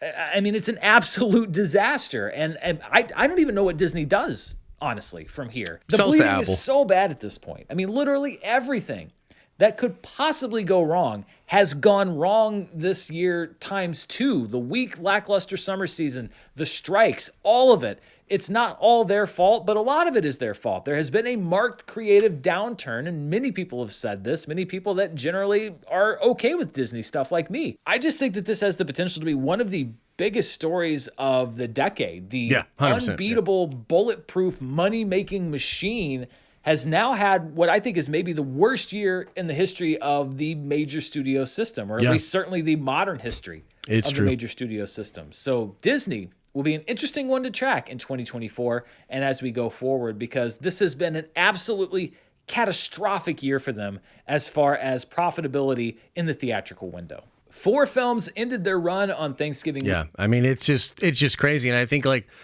it's one of those things where we're all just kind of, like, wondering what's going to happen. Like, yeah, like that idea of, like, too big to fail. And it's like, but, like, is that really a thing? Like, there has to be a tipping point, you know, where you're just losing so much money. And then, you know, the other thing is like, who are the investors that are going to continue to invest in these films? You know what I mean? It's crazy, dude. Like, it's just, it's a real ball of wax, man. And I think that, you know, traditionally Disney has just never wanted to admit wrongdoing or defeat. And that worked for many years, you know, many years. I mean, you know, we don't have to go through the whole history, but Disney has a super checkered past. I mean, they've done really fucked up, crazy things. And they've always kind of just been able to kind of skirt by, not admit it, and just act like everything's Gucci. And I just don't think that works in today's environment, you know, with social media and with content creators and, you know, just the ability to talk outside of what they would consider, you know, respectable discourse or whatever, right? Because, like, that's just not working, dude. You know, and I think a little bit of humility and the ability to say, hey, you know what? Got a point. And we're going to adjust. I feel like it goes a long way. You know, you've had, like, so Halo is kind of an interesting example, right? And we don't have to, like, I don't have to drone on about this, right? But let me just make this last point and then we can talk about some other things. Halo, okay? Halo came out the gate and, you know, a lot of people were excited about it. A lot of people were happy about it, but there were a lot of issues with Halo. And there was a point where the people from 343 were very receptive to the feedback. And you saw this thing happen where, like, the audience extended a little bit of grace to Halo. And there was this moment where, like, things were very toxic, very bad. And there was this moment where people were like, okay, you know, they're saying they're going to fix it, this, that, second, and the third. Okay. Now, what happened from there? Basically just no real solutions, no real content in a long time. A lot of people gave up, just got really, really toxic again. And it kind of became this horrible thing. They fire or they leave some of the head people, new people come in. And these people basically just were really honest and kind of said, look, we know that the game's not in great shape, but this team is here now to try to get it into the shape that we think it can be in and that we think fans will really, really enjoy. And a lot of people, like you saw a lot of people like the Act Man and other content creators out there go to bat for these new people and essentially say to the fans via their influence, we got to give these people a shot because they actually want to fix the game. Okay. And then there was a sort of moment of, like, galvanizing behind that. You actually saw some progress. And now I would argue Halo is in a much better spot than it was before. Right. And, you know, Disney might hate content creators. They might hate people like me. You know, they certainly hate, you know, people like Drinker and people like Gary and, you know, that those kind of channels. But I think what they don't understand is like, if they were to just show a little bit of humility, if they were able to meet some of these influencers and creators in the audience where they're at. I mean, imagine if Kathleen Kennedy sat down and did an interview with the Critical Drinker, right? Imagine if Kathleen Kennedy had sat down and an interview with Theory and myself when we were doing Nerd Theory, right? And imagine if instead of just, you know, being a human fart, she actually spoke with nuance, talked about how she cared about these things, admitted that there were some things done wrong, and tried to communicate to us that she deeply cares about the brand and that they are trying to change things. I think we'd be in a different situation if that had happened. But for whatever reason, like, Disney can't do that. And I think that's also a part of why they're in the position that they're in. You know? So I don't know. I mean, when it comes to when it comes to Marvel, I have more hope, but honestly, I'm not super confident. You know, there's a lot of stuff they're doing. I'm like, that seems stupid, right? But the big difference, I think, just between like Marvel and Star Wars is that there is signaling from Marvel that they want to make changes. You know what I mean? I mean, they're like kind of remaking Daredevil, you know? They delay stuff and talk about changes. I mean, they've delayed everything out of next year. Like, there are signs that they're at least being receptive to the feedback that they're getting. I don't see any of that with Star Wars. Like, is there any of that over at Star Wars? Is there something I've been missing? You know? I don't know. Just doesn't feel like it. It feels like they're like, fuck them. And I don't know if that is the move, bro. I just read that Grace was cast in Superman. Is that true? I highly doubt that's true. That'd be a good move, though. On his part, to be honest. That'd be a good move, but I don't think so, guys. That would be funny, though. You do know? No, I don't know. I was checked out this weekend, man. I was chilling. I was playing Warhammer, doing light shows at the zoo with the family, seeing Santa with Liam. I was checked out. I got no idea, bro. I got no idea.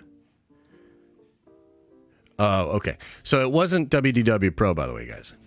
He did not have that rumor. In fact, he is skeptical of that rumor. So there you go. There was another video I wanted to watch today, but I'm kind of like, I kind of can't think of what it was. What was is there something else like happening that we should be talking about?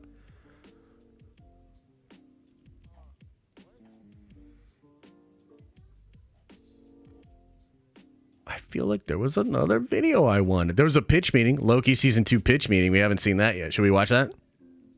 Sean Gunn. Oh, Jesus. Do we even have to talk about this? Man, my feelings on Sean Gunn, James Gunn, and DC is shut the fuck up and just make the movie. Dude, this guy can't help himself. I can't stand the way James Gunn is always on Twitter saying this, that, second, and the third. Like, dude, shut the fuck up and just make the movie. Like, bro, you're losing everybody.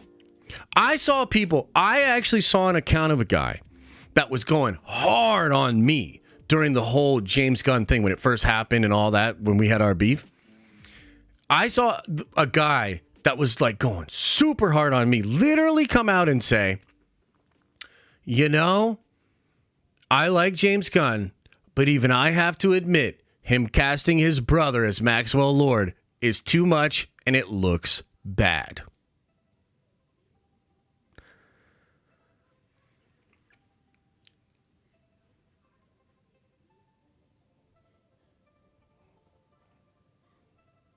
Just make the movie, bro. Like, we want the movie to be good.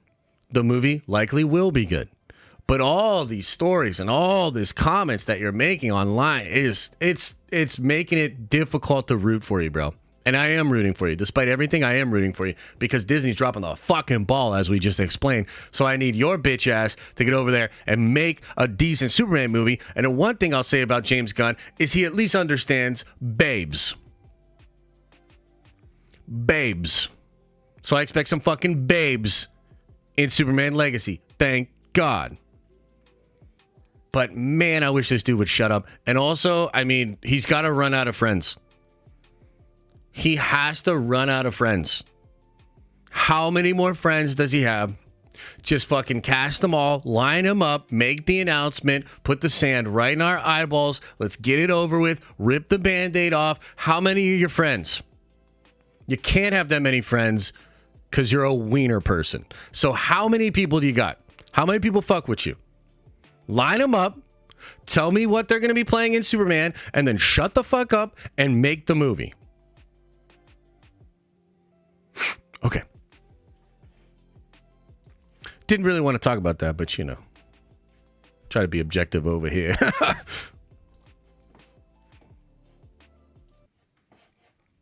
Okay. Let's watch this, man.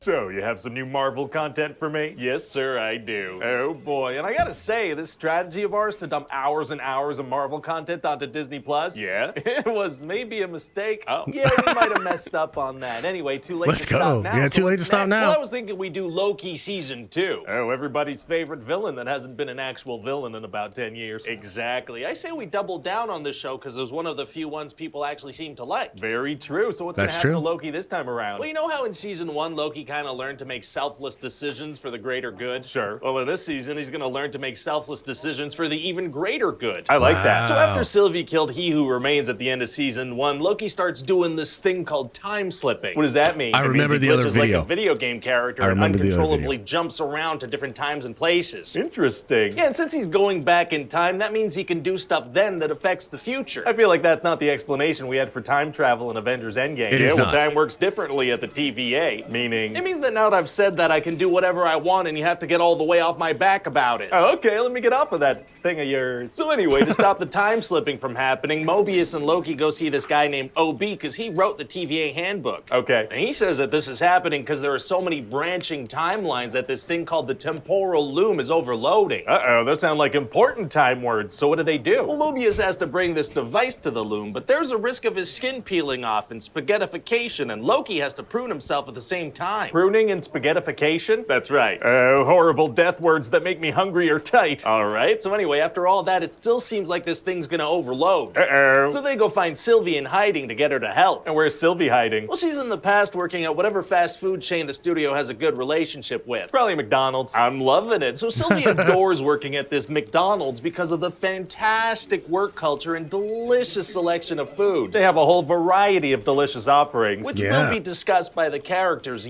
but Sylvie doesn't want to help out, even though they tell her that her whole timeline's gonna stop existing if she doesn't. How does that make sense? Free will or something. Now Opie realizes he needs the temporal aura of He Who Remains or Miss Minutes to fix this loom thing. All right. So everybody goes back to 1893 Chicago to find a He Who Remains variant named Victor Timely. Right. And there's a whole bunch of chaos, and he ends up getting away with Miss Minutes. Oh yeah, that cartoon clock lady. That's the one, but she confesses that she wants to have a physical form because she's in love with them and wants them to, physically be together. Oh, flirtatious clocks are tight. What? So then what happens? No. What did you mean by that? By what? Well, you imply that you're very familiar with the concept of flirtatious clocks. I don't have a weird secret. I didn't use that term. You did just now. Stop. Okay, so anyway, Victor Timely's not into clocks in that way, so he shuts her down, and then the good guys manage to bring him to the TVA. Oh, well, good for them. And Victor Timely's gonna be like, oh, what is going on? Well, what's that voice you're doing? Well, he's a big old smart science nerd, so he talks like that. Oh, he does? Yeah, he talks like Donald Glover at the 2-minute mark of the Derek comedy sketch Jerry from 16 years ago. What? Yeah, kind of a super specific reference. It's accurate. I just don't know that anyone's familiar with that. And they should type Derek Comedy Jerry into the YouTube search bar and see how Donald Glover talks at the 2-minute mark. Where are you looking? You got a freaking clock over there? No, and so then they need to send Victor to fix the loom, but he turns into spaghetti, and then everybody turns into spaghetti. Terrifying and delicious. But turns out that Loki survives the pasta dish attack because he's the main character. Oh, so what does he do? Well, he starts involuntarily time-slipping to the other characters' original lives. We're gonna see Owen Wilson on a jet ski? Yes, sir, we are. That weird specific desire that we implanted in everyone's brains in season 1 is gonna be paid off, kinda. Oh, wow, wow, wow. Wow. So now Loki has to get the whole team back together and try to fix the loom again. A lot of loom repair attempts, but Sylvie doesn't want to help, even though she's been told that her reality will stop existing. That's right. Wow, she kind of sucks, huh? Gonna be tough to get her to join if that doesn't convince her. I'm gonna tell you this, though. They didn't do shit with Sylvie in this season 2.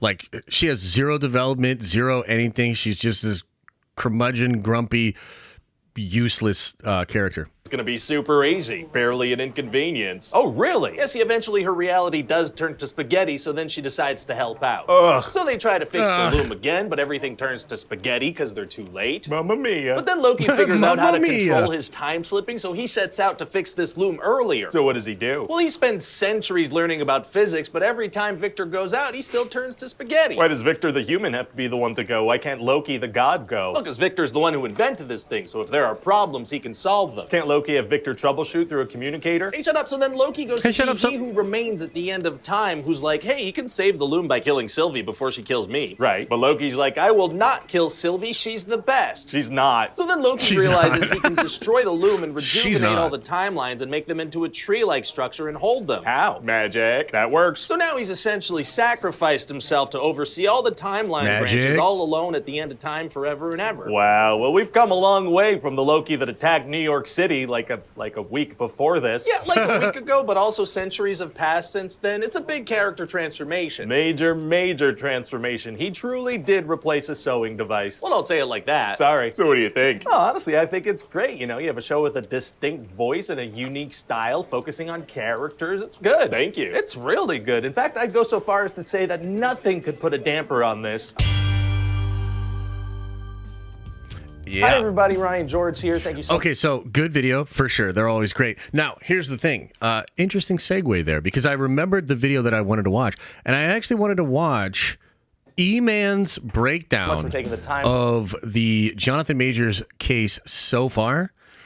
And I don't know if you guys saw, but there were some text messages that came out that basically had, you know, those people, all those people, like, many people who were convinced from Jump Street that Jonathan was completely innocent and that it was all set up, and that people that had, you know, offered any other narrative had to have some kind of ulterior motive. It made all of those people shut up, which was kind of interesting. Oh, this is a 35-minute video. E-Man, why?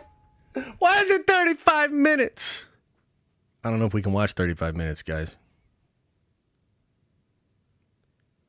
Let's see here. Maybe he's going over other things. Okay, so he's like, seems to be going over jurors. Maybe we can just get into the text messages. I mean, you should probably watch the full video, though. I'm sure there's a lot of like nuance here and good takes, etc., etc. Okay, so he seems to be going over the stuff where he was trying to get his white girlfriend to act like Michelle Obama. Very interesting. Let's see here. Should we get to the text messages? Oh, boy. Okay. Y'all want to watch this? So let's see here. Be 21. So we're at 21:33 within E-Man's video. So that would put us like 9:34. That's like 14 minutes, though. Should we watch some of this? All right. Shocking text messages that came from Jonathan Majors and that was revealed in this case. And once again, this is one of the reasons why I say don't jump to no conclusions about stuff until this case is over and we get as much information as possible, because some of this stuff is, again, surprising, and it says here Jonathan Majors appears to admit physically attacking his ex Grace Jabari in text messages, and that has been entered into evidence. So here's one of the text messages, and this is between Majors and Jabari, and this was 6 months before Majors was arrested in March. Yeah, I think that's important. This is one of the text messages 6 months before. I think that's important to mention. This is 6 months before. And I'll give you my take, kind of at the end of it. But, I see some people in chat saying like, Rohit says they're both at fault.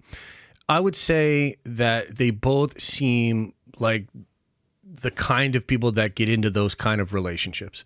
A lot of abusive relationships, both parties have baggage, mental health problems, issues, and I'm not saying that both people are necessarily at fault, but I would say that it feels to me like a textbook case of the kind of people that end up in these situations, right? I fear you have no perspective of what could happen if you go to the hospital. This is according to Majors. And this is in September 2022. So this is not March 2023. This is 6 months before that. They will ask you questions. And as I don't think you actually protect us, it could lead to an investigation even if you do lie and they suspect something. Majors also said it's just fake. But based off of the messages put into evidence, it was not clear what he was calling fake and no context was provided in court.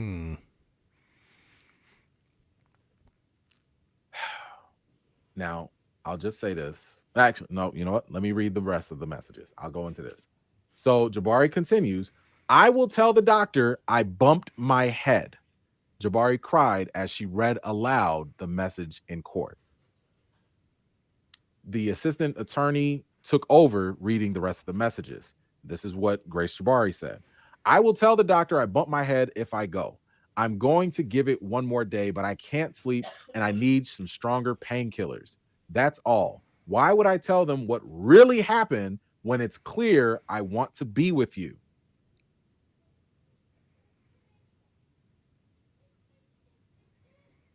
What really happened? And what is it that Majors was kind of apprehensive about her talking about and having an investigation about? So now I will say that, like, these are parts of the text. I'd love to know what the full conversation is. Sure. I want to know that, but keep in mind, this is what the prosecution is showing to the jury. Sure. And I'm only thinking to myself, well, is the jury getting any extra context? Because if you only read this just for what it is, it sounds pretty damning. Yeah, it sounds sure. like it sounds he was trying horrible. to, like some incident did happen and that she was trying to cover film. That's what it sounds like. But we also don't have the full text and context either. Mm-hmm. So again, take it however, but it doesn't sound good. If I'm being honest, it doesn't sound good. Like, I'll put it this way. What context could have happened that would have made this sound right? Exactly. better? There's nothing. There's no context. Like, in my opinion, there's no context other than maybe he's feeling super guilty because they went to, I don't know, some kind of like skydiving thing and she wasn't ready and felt bad and he kind of forced her to go. Or maybe it was whitewater rafting and she's like, I don't really want to go whitewater rafting. And he's like, bitch, we're going whitewater rafting. And then like she bumps her head and feeling all bad. But I mean, we're stretching. I mean, the reach there is crazy, right? So like there's no real explanation that makes this any better, in my opinion. So, I mean, look, the case is not over, and obviously I think there's still more here. But, you know, I'm kind of reminded of, look, his Major's lawyers have been trying to get this case thrown out since he got arrested. And do you guys remember, like, you know, lawyer came out and said they have video evidence that would exonerate him completely, that they would throw the case out immediately.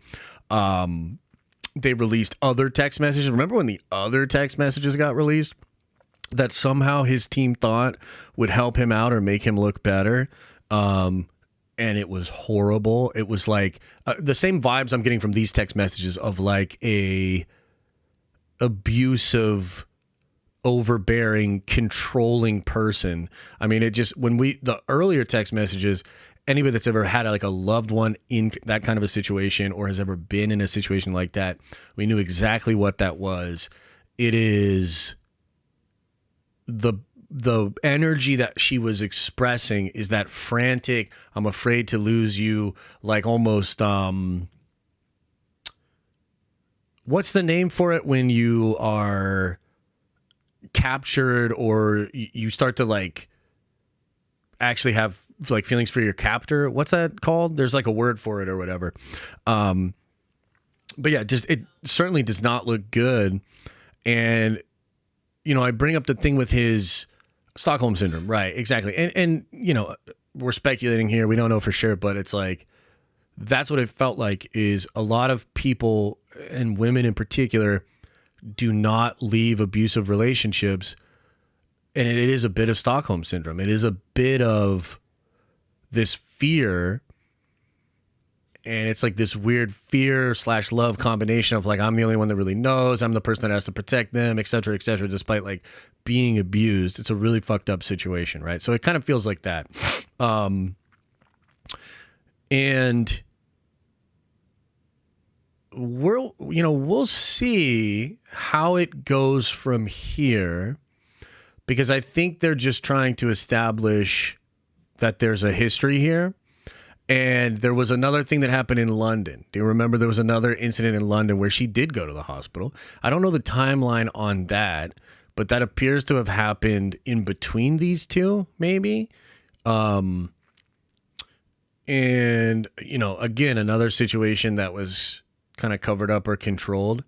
And yeah, it just doesn't look good, man. Now, the question is like, what does this necessarily have to do with the actual events of that night?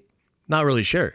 I mean, there's still some weird stuff like from her end where there's that video outside of the bar where she like confronts him or is like willing to confront him or something like that night at the bar. And that doesn't necessarily match up with this idea of her being like terrified and afraid of him, et cetera, et cetera. But also, like, if you've ever been in those situations or if you've been around people that are in those situations, I mean, it can flip. It's like hot and cold, you know, I'm afraid, I'm angry, all of these different things. So I don't know exactly how it's going to end up shaking out for Majors. This latest update looks really, really bad. But I mean, I guess if we've learned anything over the past, 6-9 months of this thing going on, I'm expecting some crazy thing where that was a clone of Jonathan Majors that everybody knew he had and that it wasn't really him and those text messages are irrelevant. Like, that's the roller coaster ride we've been on where like, he's fucked. Oh, he's completely innocent. He's fucked. Oh, he's completely innocent. You know what I mean? Like back and forth. So we'll see. And yeah, I think I guess, how long does the trial go on for? Does anybody know that? Like, how long is this shit supposed to go on for? Let's see. Maybe E-Man has the answer. I think that's the question we really need to ask. Like, what other situation? Because the whole thing with trying to defend someone, if you're the defense lawyer, is creating doubt, right? You have to say like, oh, that text message, it could have been 50 million different things. And if those 50 million different things exist, now you can't just rely on that one potential bad thing. 69 days? That seems a little long, but texts, yeah. You're thinking, just like me, you need some context. What other possibilities contextually would make those texts sound not as bad? What other situation could have happened that would have prompted Jonathan Majors, let's just say he's innocent, that, if you tell them what really happened, that's in the text, that's not speculation, what really happened, that the investigation wouldn't be a thing and all, like, fill in that gap. Can anyone fill in that gap? I don't think that's a gap that can be filled. That big old okay, here's this 150-page pre-trial filing. We talked about that in previous videos, that basically this is what happened with the prosecution, why there was a delay because they were trying to get all this information together. and this is what this is what we found out in the filing. It said prosecutors mentioned medical records from London related to an incident that occurred in September 2022. That earlier incident of alleged abuse had previously been ruled inadmissible, but the defense opened the door to prosecutors being able to share with the jury text messages regarding that prior incident. The judge told lawyers Friday morning. Okay, it seems like the defense was cool with that. It says in those 2022 text messages, Majors had responded to Jabari threatening suicide if his then girlfriend went to the hospital for her injured head. Last night, according to Majors, last night I considered killing myself versus coming home. I need love too. Or maybe I'm such a monster and a horrible man, I don't deserve it. And I should just kill myself. In this way, my existence is miserable. I want to die. I mean, it's not a good responds, I will not go to the doctor if you don't feel safe with me doing so or don't trust me to. I promise you, I would never mention you, but understand your fear. Yeah. Majors continues, I will probably kill myself. It's not really contemplating anymore. I'm a monster, a horrible man, not capable of love. I'm killing myself soon. Jonathan, you can't say this. I'm going to have to tell someone. This is Jabari responding by text, noting her perceived error and not hugging him. Now keep this in mind. I'm going to keep it in mind. We had already talked about how the defense lawyer also talked about Grace Jabari talking about killing herself and threatening suicide when they found her in his apartment. But according to these text messages that were about 6 months before the incident, almost a year ago, looks like Jonathan was also threatening suicide for whatever. So that's what I was saying is like, no like super harsh judgment on them, but this just seems like the sort of textbook type of people that for whatever reason do seem to end up together. And it does usually end up being pretty ugly. I mean, I think one of the most manipulative things you can do is threaten someone with your own self-deletion. You know what I mean? So yeah, it kind of seems like both of them, like let's just say have some issues. I don't know. I mean, we'll see. Like, for me personally, I can't really see this going well for Majors. I kind of think what we're really looking at here is, at this point, probably just trying to keep him out of jail from the defense's perspective. But I think as far as the court of public opinion is concerned, and this may be right or wrong, but I feel like he's already lost. You know what I mean? But then again, I felt like he lost like 3 or 4 times and then came back. I mean, when he broke up the fight with the kids, like all these different things, it's hard to say, right? But I don't know. I don't know if I could see Marvel moving forward with him. I mean, they have had other people with similar situations. Like there was a situation with William Hurt and his wife. Some kind of essay thing happened there and they both kind of admitted it and kind of talked about it. And he talked about like the horrors of it and like growing through it and all that kind of stuff. This feels a little bit different than that, but I guess you could make the argument that like, these kind of personal relationship, mental health things, are not the public's business and not anything that should be, considered when you have a movie star and stuff like that. So I don't really know. What do you guys think? Because this is the biggest update so far to the trial. I mean, there's been a lot of kind of like funny stuff here, funny stuff there. Like I thought the shit with him and telling his girlfriend to be more like Michelle Obama. I mean, that just feels hilarious to me. I'm like, God damn, like they can put that into South Park. But this one is like, oh shit. Really looks bad. Doesn't necessarily mean that he did what he's accused of that night in New York when he got arrested. But but it certainly suggests a pattern of abuse, a pattern of manipulation, and that they're both really toxic. You know what I mean? I don't really care. Just give me Doom. I mean, I'd love that. I don't think that's happening either, bro. I don't think that's happening either. I mean, I think you'll get some Doctor Doom, but I think as far as we know, they're still committed to Kang. And they'll probably just recast after this. The emotional. Which, by the way, who do you think gets recast as this? Like, who would you guys recast as Kang? Anybody? Anybody? You? Me? I somehow doubt that would go over well. Zendaya. Oh, yeah, cool. Nobody said Lizzo yet, so chat must be asleep. Denzel's son? God, no, dude. That dude cannot act. I'm sorry. I am sorry. That apple fell off a completely different tree because that dude cannot act.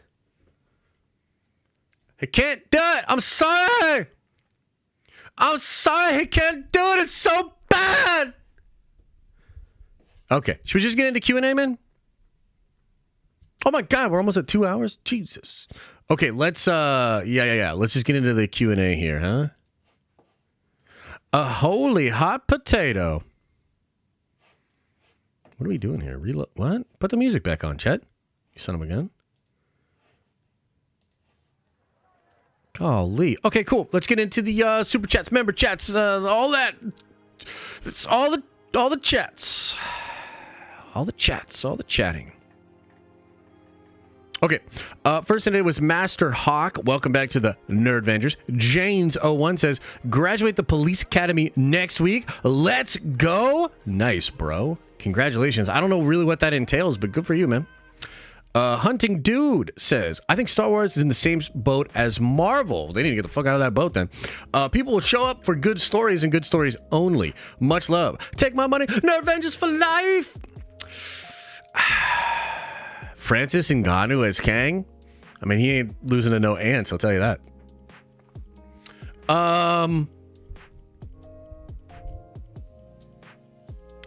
Do you guys think Marvel is in the same boat as Star Wars? Let's go to the polls. And by the way, look at this poll. Do you like the idea of Mando Season 4 being a movie? 54% say yes, 46% say no. Okay. Lil Yachty? I like Lil Yachty, man. He's kind of like I don't know, he's just like a lovable goofball to me. He seems so goofy. Is Marvel in the same boat as Star Wars? Yes or no, chat? Yes or no? Worse? No! It can't be! I think Marvel is in a worse state than Star Wars. Haven't enjoyed anything MCU in years. Damn, that's crazy. Damn, that's crazy. Orange Girl 55 says, in a sea of hate, channels, and grift, your content is super refreshing. Thank you for all you do, brother. Hey, I really appreciate that, man. By the way, not everybody feels that way, but I do my best to try to live by that. You know, and I think... just watch the video later. We'll upload the video later. I'm really interested to see what you guys think of it. Just H, welcome back to the Nerd Avengers. Philip Hatch says, let's say Star Wars fades into irrelevance and 15 years later, Father George comes back with his sequel trilogy. Would Star Wars be back? No. I don't think so, man. And by the way, George is not going to do that. And I mean, if, you know, I hate to be sort of grim about this, but y'all think Georgie's going to be around for 15 more years? That would be fantastic.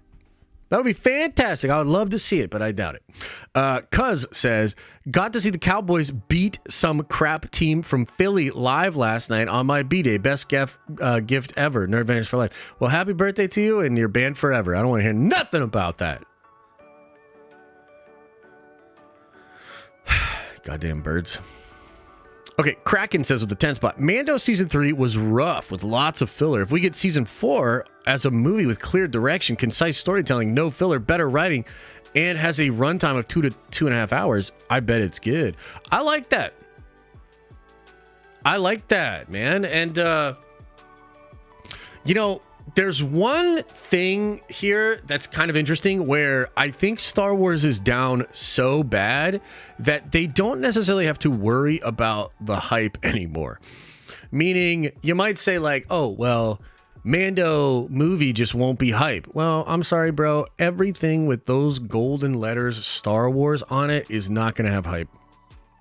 There's nothing on the horizon, nothing that they're doing. I mean, people don't even like Ahsoka. I love Ahsoka. But I mean, dude, let's just read the room. People didn't love that show. They don't have a hype problem. So almost every single thing that Star Wars is going to do is going to have to succeed in spite of itself. Meaning, like, it's going to have to be so good that people kind of fuck with it. And then all of a sudden, like, there's a lot of positive word of mouth. And then maybe you get some hype. Like, there's no hype when it comes to Star Wars. In my opinion. Maybe I'm wrong. Powder, again, thank you for the very generous 50. I hope you didn't fly off of the pole up there, and I hope that you are good. Chillin says, oh yeah, we already talked about that. Chillin follows up, though, and says, I will still defend the idea of DEI since it can and has been done correctly before. Hollywood just needs to change the execution of it. Avengers for life, take my money. Yeah, I think that that's probably true. I do think that, and maybe this is a completely separate conversation, but I think there are some people that are like, well, why is that mandated, though? The mandate itself is kind of tricky. It's a weird thing to be like, you know, because, like, yeah, representation matters, but putting a imposed checklist in order to hit marks, in order to get funding, I mean, that's when it gets a little weird, but that's potentially a totally different conversation. I mean, you know, as I said before, it's not wokeness, but a little bit it is. And it's the fact really that they're just so out of touch with the audience, in my opinion. Toxic says, you think there will be some higher stakes in it? How? Like, that's my serious question. How can you have high stakes in the Mandalorian movie?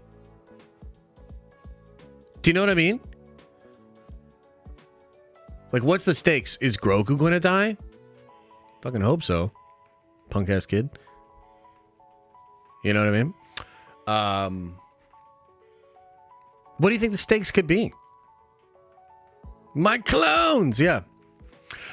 Demo FPV says, make the Mando movie the rebuild of Mandalore, then still have a season 4 of The Mandalorian.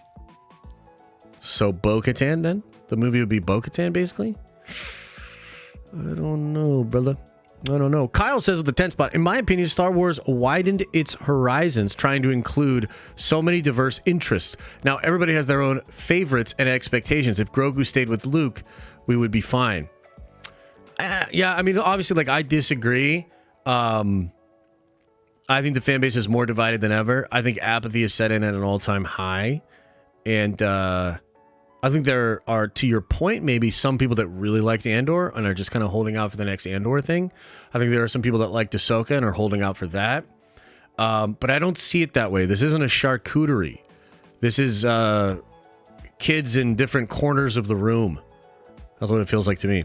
Tyler with the 10 spot says, I can't say I prefer either at this point. After Book of Boba Fett and Kenobi, I was hopeful for Mando season 3, but after it kind of sucked, it's hard to get me hyped for the Mando story anymore. Yeah, I know. And here's the thing. And I didn't say this earlier, but I should have.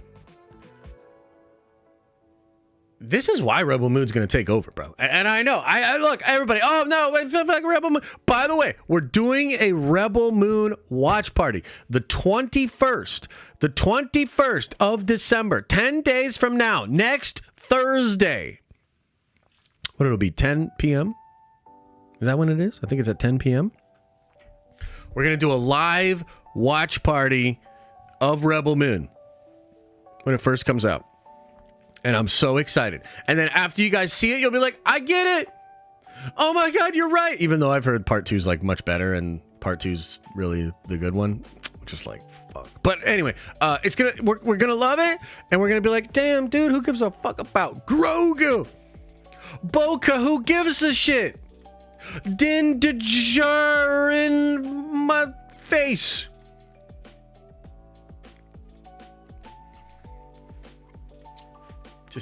Just trust. Calvin, you don't think so? Are you going to come to the watch party at least? Okay. The everyday non-expert says nothing. Cool. Brutal Bear says, just liked with music, with making music, TV, and movies, we need to follow a formula. If the song doesn't hit the chorus by the 1 minute mark, people tune out. It's a structure. I agree. There's some structural things going on. Mike's Hangout says, how about just getting excited for Rebel Moon? That's what I'm talking about, Mike. More of that kind of energy. No, I'm really excited. I'm hoping, in all seriousness, that like all you guys check out Rebel Moon and like it, because I want to make Rebel Moon videos. I would rather make Rebel Moon videos, but like, you guys gotta like click them and watch them.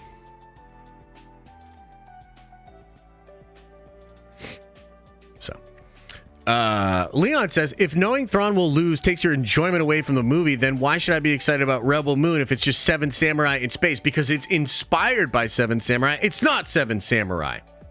And by the way, Leon, or if you're still in the chat, do you even know how Seven Samurai ended? Bitch, I bet you don't.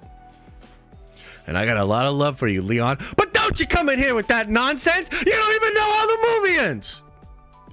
But if it's just Seven Samurai, then I'm like, you don't even know. Mo from the Foe says, I don't give a fuck what happens as long as somehow Palpatine returns, wrapping up this semester and have one to go. Looking at to land my internship at Unity Comics. Wow, that's cool, man. That's really, really cool. Do you guys want to see the last page of chapter 1? You won't know what it means without the words, but do you want to see the last page of chapter 1 of Unity? Is Leon in here? Is he getting triggered? It's not colored. What the heck? Oh, I got to bring it in Photoshop because it's a TIFF file. And then I gotta do something.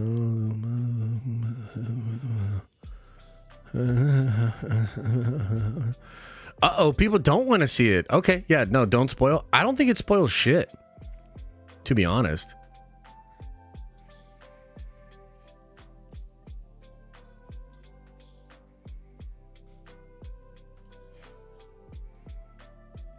I'm looking at it right now. Ooh.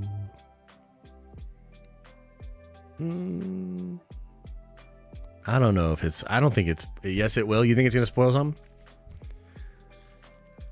I wear Cara Dune's underwear. Wait, what? Wait, you have her actual underwear? No, but you're right. Grogu is the only thing they had. The trump card is outplayed. Jens, I appreciate you, brother. Thanks for the 20. I'll go back over that in a second. I don't think it really spoils anything.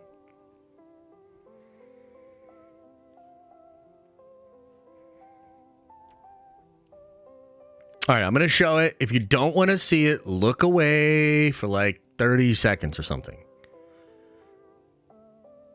Yeah, I don't think it spoils anything. Okay. So check it out. Oh, that's like way too zoomed in. Let me see here.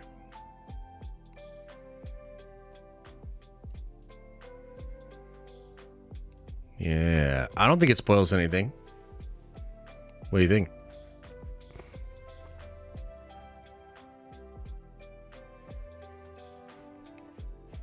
I absolutely love the expression that he put on this character too. I was like, oh man, that's so cool. That's a good one. Yeah. Yeah, I don't think it spoils anything, but I'm very excited. I'm very excited. Yeah. We're very close. We're very close. Okay, let's keep going. The everyday non-expert. Okay, finally, you got it. I think a movie will help keep it concise. Season 3 could have been a greatest movies cutting off the fluff. Then it does feel like Fringe got there too quick. Then it doesn't feel like Fringe and it got there too quick. Oh, Grogu, not Fringe. Doesn't feel like Grogu got there too quick. Yeah, I mean, look, I see the point that you could maybe cut some of the filler out, but I just think from the perspective of fans, the perspective of like getting people excited about something, I just don't again, I think maybe after season 2 saying we're going to do the next Mando season as a movie would have been hyped. I think now it feels like a flailing decision. Like Disney, they're flailing. Like they have no idea what to do. Shaking up a random 8-ball. What if we made Mando season 4 a movie? Shake up the 8-ball. You know, could be good, you know, and they're like, let's do it. That's what it feels like to me. I mean, maybe I'm wrong, you know, maybe I'm wrong. Maybe it'll pop. Maybe it'll be great. Maybe it'll make $1 billion and we'll be like, dude, Star Wars is back. Brian O'Connor says, what if we combined Ahsoka season 2 and Mando season 4 together as Grogu felt in the forest and they had to rescue her? Yeah, I could see something like that working. Yeah, that'd be all right.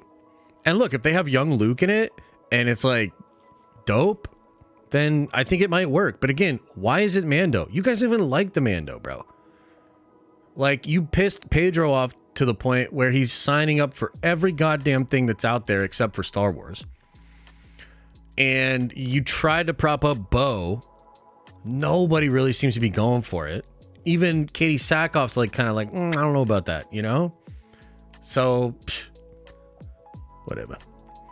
Okay, Maverick says, is part of your disillusionment with Star Wars Marvel because you're working on your own cool comics and whatnot? No, I don't think so, man. Because like, there's still stuff I like in Marvel. Like, I'm still reading Marvel comics.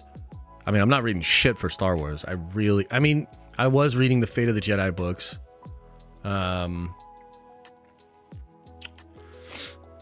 It's not because I'm doing my own thing. I'm excited that I'm doing my own thing. I think my own, I mean, like, and this isn't even saying much because they are just so full of mid right now. I mean, my shit's gonna blow. Everything they've done over the past couple of years, I'm blowing that shit out of the water.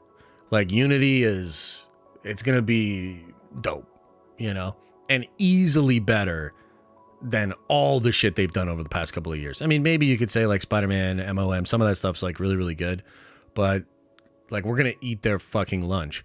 But as Dan Murrell just pointed out, that ain't much of a lunch at all. You know, like, they've been fucking up in ways that are defying the reality of business, you know? So I don't think it's quite that. I think one of the frustrating parts for me has been, I've been trying to call this for a while, like, especially when it comes to Star Wars. I've been saying for years, bro, they are killing the brand.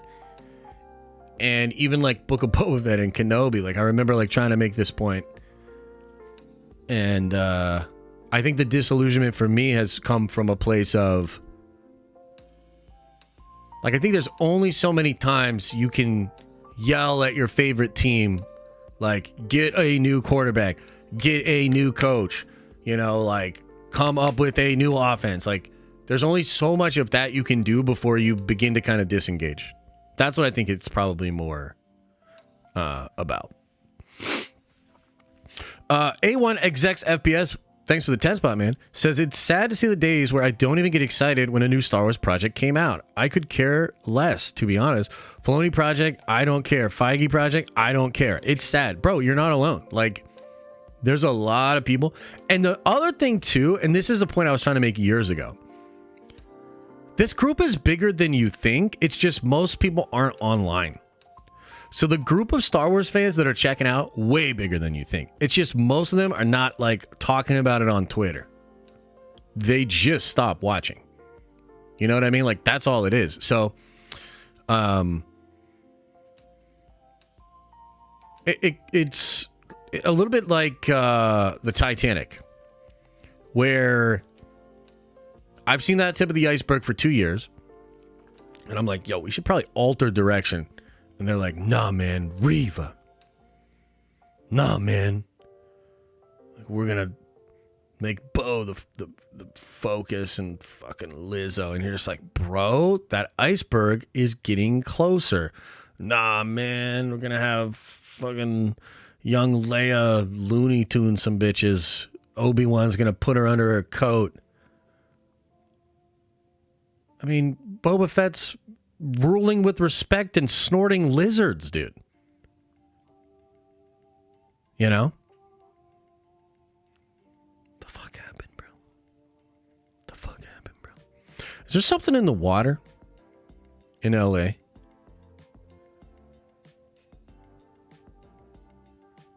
Like, have we ever considered that there's something in the water in Los Angeles?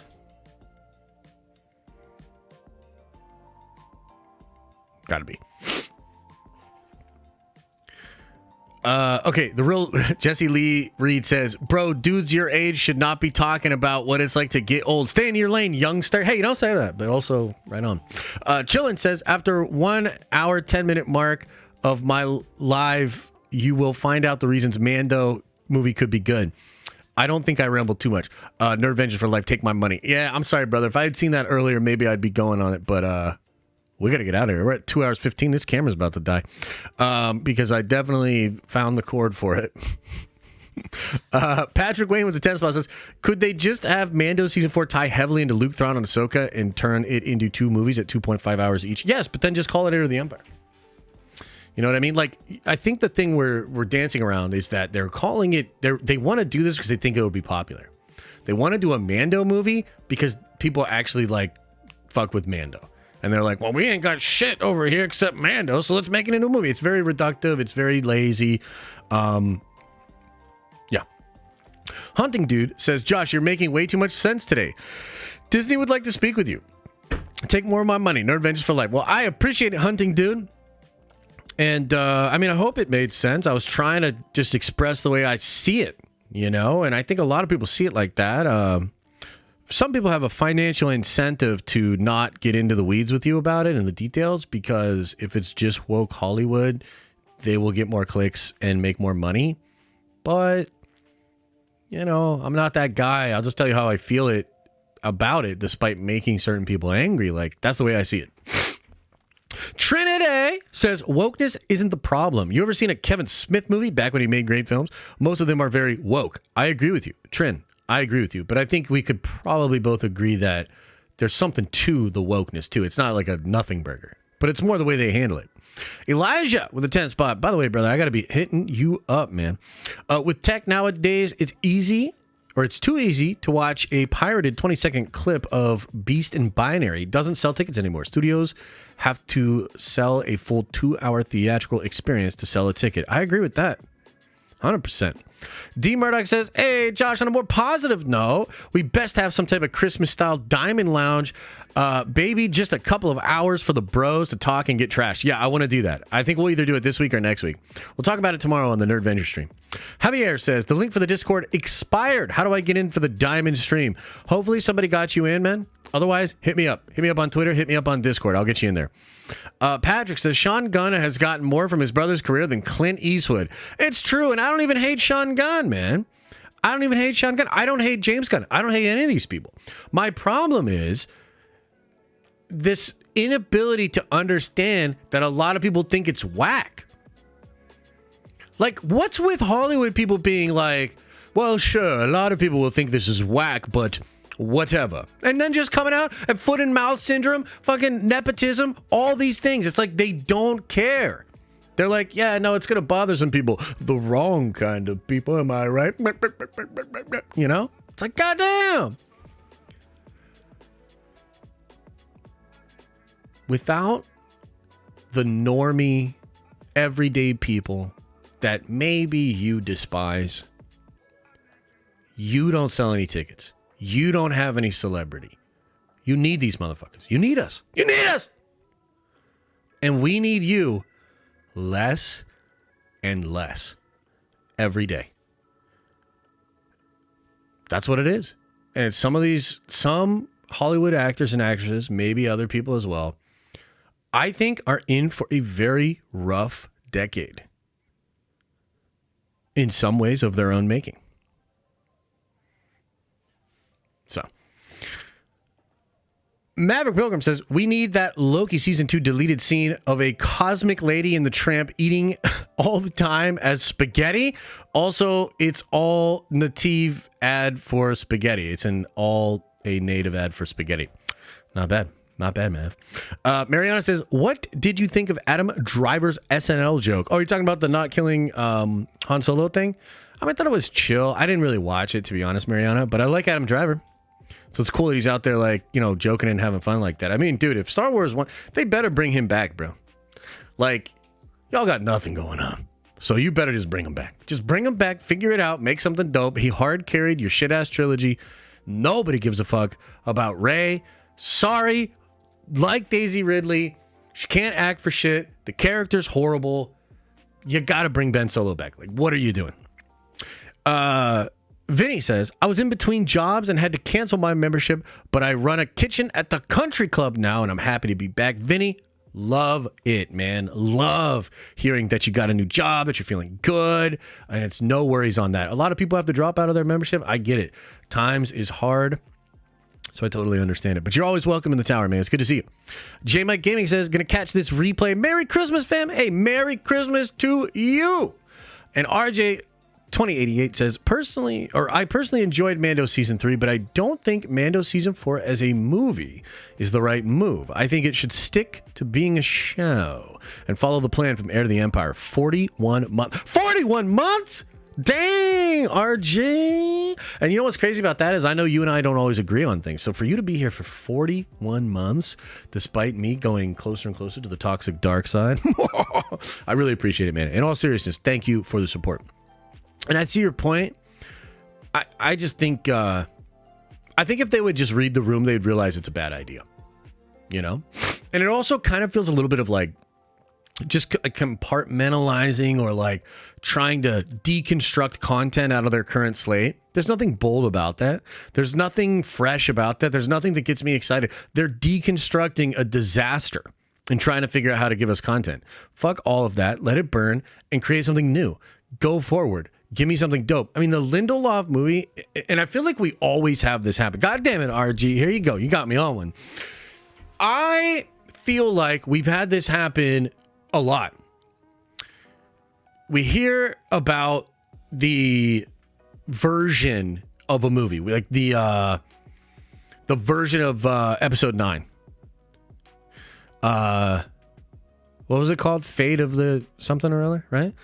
And maybe it wouldn't have been a great movie, but in comparison to what we got, you're like, bro, that's so much cooler. And I don't know, man. It just feels like the Lindelof version of the Rey movie with her in her 70s or 80s, and they actually push it way forward and stuff. Like, I just would have been excited to see that. And instead, now we're just gonna like get Rey a couple of years after she became Rey Skywalker, bro. Yo, I'm gonna do a little thing here because it's getting late into the stream. A lot of people have already checked out. Here, I'm gonna drop you guys a little nugget of info. Okay, I have no idea if this is true. It's not substantiated. I haven't reached out to anybody to ask about it, but somebody hit me up and said that the Rey movie will be about Finn's children, and Finn is also going to take the name Skywalker, and she'll have Finn's kids as Skywalkers being trained by Rey.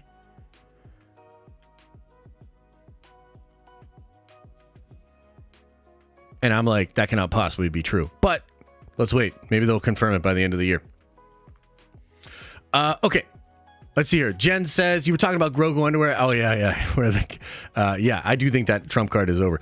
H. Chris says, saying that you aren't excited because you know Thrawn will lose is like saying you want to see cool Jedi stuff in the prequels. Look, I think that's fair. But let me ask you something. Would you want to see the prequels again today? Again, the sensibility is way different. Brother, you are talking about that at the time, they had one chunk of movies and they were going back to fill in a story. I think that is completely different from 5 movies later, Disney handling the slate, everything's fucked up, and they want to just fill in more gaps. I just think it's different. I respect that you think it's the same. And there is some truth in that. But I think my real point is that maybe there was a time when we would all agree with you. And I just think now we don't all agree. There's a lot of people that don't want that to happen. There's a lot of people that just want to move forward with Star Wars. You know what I mean? A lot of people right now just want to follow Andor. It's just like so weird, like the division, the divided nature of the fandom. Kavit says, don't forget to check in on Theory when you can. Also, will Rebel Moon have sexy time with women, and will you cover it? What do you mean, like cover it up? Like when we're watching it, I'll like cover it up so y'all can't see it. I actually didn't think about that, but I hope they clap some cheeks and we'll just chance it. We'll just roll the dice. Yeah, I gotta hit Theory up for sure. For sure. I want to hit him up, wish him holidays. Hopefully he's doing well. I haven't really talked to him in a while. It seems like he's doing good though. So yeah, I gotta hit him up for sure. Let's see here. Patrick says, I'd rather have a dark adaptation of Darth Plagueis Legend book with young Palpatine as a movie than Mando movie with no Luke, no Ahsoka, etc. I get you, and I think that that works, and that would be cool. I also personally, and I don't know, maybe it's just me, I don't really want to see that anymore. Like, we need to like move forward, bro. Like for me, I'm like, bro, we just need to move forward. Sajid says, if they actually do that, it would be insane. They have a built-in criticism blocker. They're going to keep calling everyone racist for not liking it. I mean, yeah, wouldn't that be something? Nevins with a 20 spot says, couldn't catch a live or a stream last week, so a bit of a late happy birthday, Josh. You and these streams have helped me through a crappy year. So hope you had an awesome birthday and take some time for yourself and the fam. You deserve it. Thank you, Nevins. I really appreciate that. I did. I had a good week, man. I was kind of like, I was just in like a little funky state or whatever. And, there's some personal stuff going on, but I was able to relax. The weekend was great. I played a lot of Warhammer with my buddy over the weekend, which was really fun. So I feel good. I feel really good, really fresh. So I'm feeling good. Jaren says, haven't been here in a while, Josh. How's the comic, bro? It's so good. I was just showing the actual last page of chapter 1. And yeah, I'm really excited. We'll have the first chapter out for everybody that backed the Kickstarter at $10 and above. You guys are going to get the preview very soon. And then we'll figure out how we can potentially get that to other people. There will be another Kickstarter, which is like a second chance Kickstarter. I know a lot of you guys missed the first one. So we'll have a second chance Kickstarter. So you can be one of the first people to get your hands on the Unity graphic novel. But we'll probably do that sometime next year, in the beginning of next year. So, all right. Give me 1 second here, guys. I'm going to finish up some of the metadata on this video, and then I'm going to release it, and you guys can go watch the MCU video right now. So let's see here. I'm doing the description right now. Marvel fans, we need to talk about Marvel Studios and the fact that Kevin Feige, let's go, Marvel Studios, and the fact that the MCU needs to man the F up. In this video, down and rant about how Marvel has gone too far in trying to appeal to a female audience and have turned a lot of the male off. The MCU is real and it needs to change. Cool. Does that sound good? All of you YouTubers, does that sound like a good description?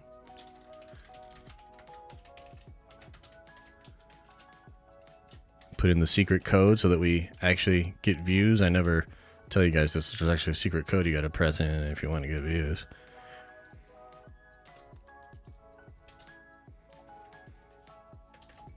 Mm-hmm.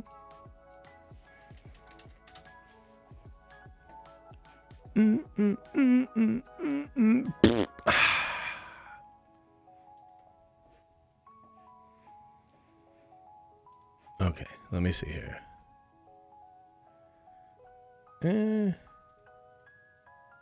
Should it be this one? Let's just grab, yeah, let's grab this.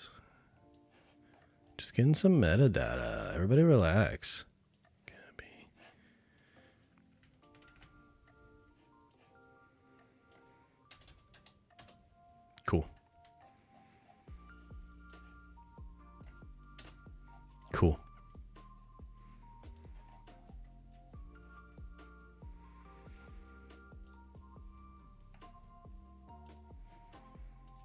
Okay. Let's grab these. Blah, blah, blah. Blah, blah, blah. Get that out of there.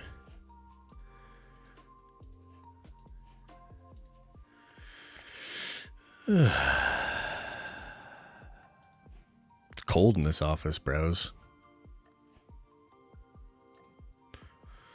It do be getting cold out here. Okay, so here's a question, chat. So I'm about to release this video. Should I have it as...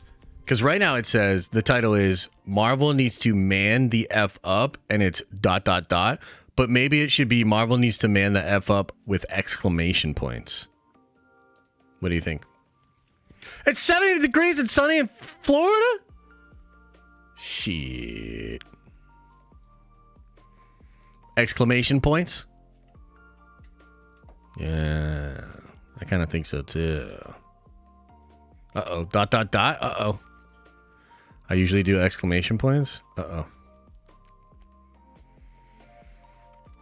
I think it's aggressive enough without the exclamation point.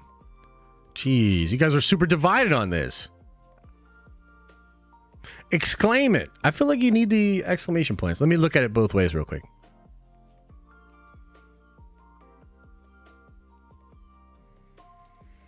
Maybe we do both. Maybe an exclamation point, then an ellipses, then rant in parentheses. Actually, I like it with the ellipses more. I just tried it, and I like it with the ellipses more. So that's what we're going to do. Okay, are you guys ready? Okay, here's what we'll do. I'll release the video. I'll link it to you guys. Okay, here we go. Here we go. What time is it? It's like 1:30? Okay, yeah. That's a little early for the vid, but whatever. We'll do it. Bam! There it is. Okay.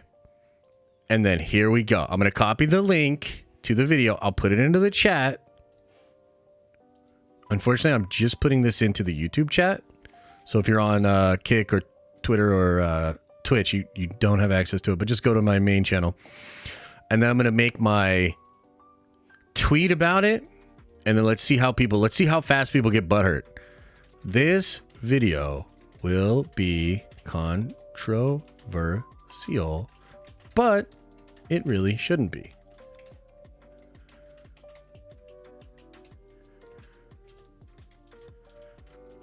Marvel needs to man the F up.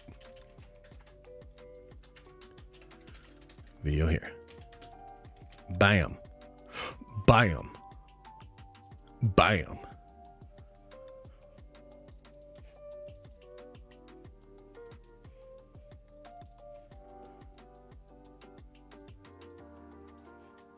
Okay, just post it on Twitter. Yo, go give it some love on Twitter and let's see how fast before people get butthurt. I want to know. Oh shit, Zachary Levi finally took a shot at Gunn. Zachary Levi on Sean Gunn getting 2 roles in James Gunn's DCU. When you're the brother of the guy who runs DC, I guess you get to play who you want. Damn! Based!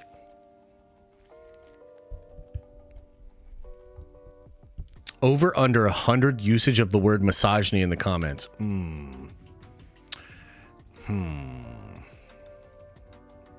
I'd say under, but who knows?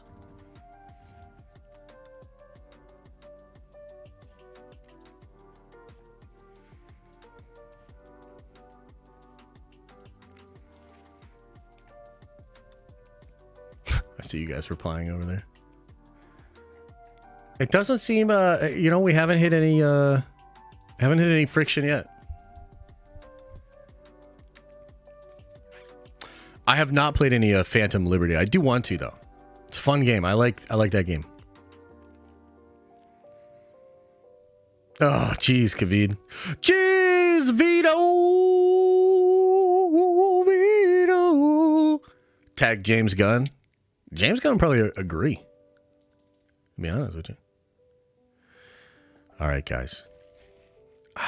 Is Rocket Racing pretty good? I was going to try the Lego shit out soon. I was actually thinking maybe I'll just pop the Lego stuff up and be like, yo, get in here, guys. Help me build this crazy thing. That's what you do, right? That's what you build stuff and all that? Is that what it is? Okay, guys, much love, man. I appreciate you. Thank you guys for being here. Thanks for all the love. Thank you for the support. All the likes, subscribes, all the super chats, member chats. Appreciate it all, man. Thank you guys for hanging out in the chat. Working on some more videos this week. We'll continue to have fun on the streams. I'll see you guys, or if you're a member, I'll see you tomorrow at 11 a.m. We'll talk Christmas and we'll talk all kinds of stuff tomorrow, so that'll be fun. Okay, everybody. As I always say, I hope you're having an awesome and a nerdy day. And I'll see you in the next video.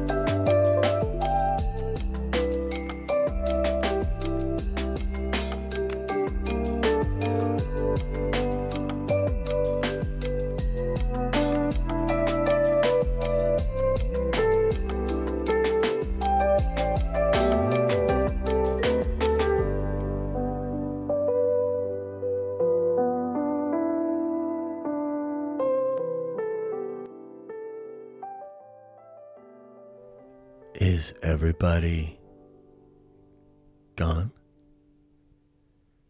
Did everybody leave?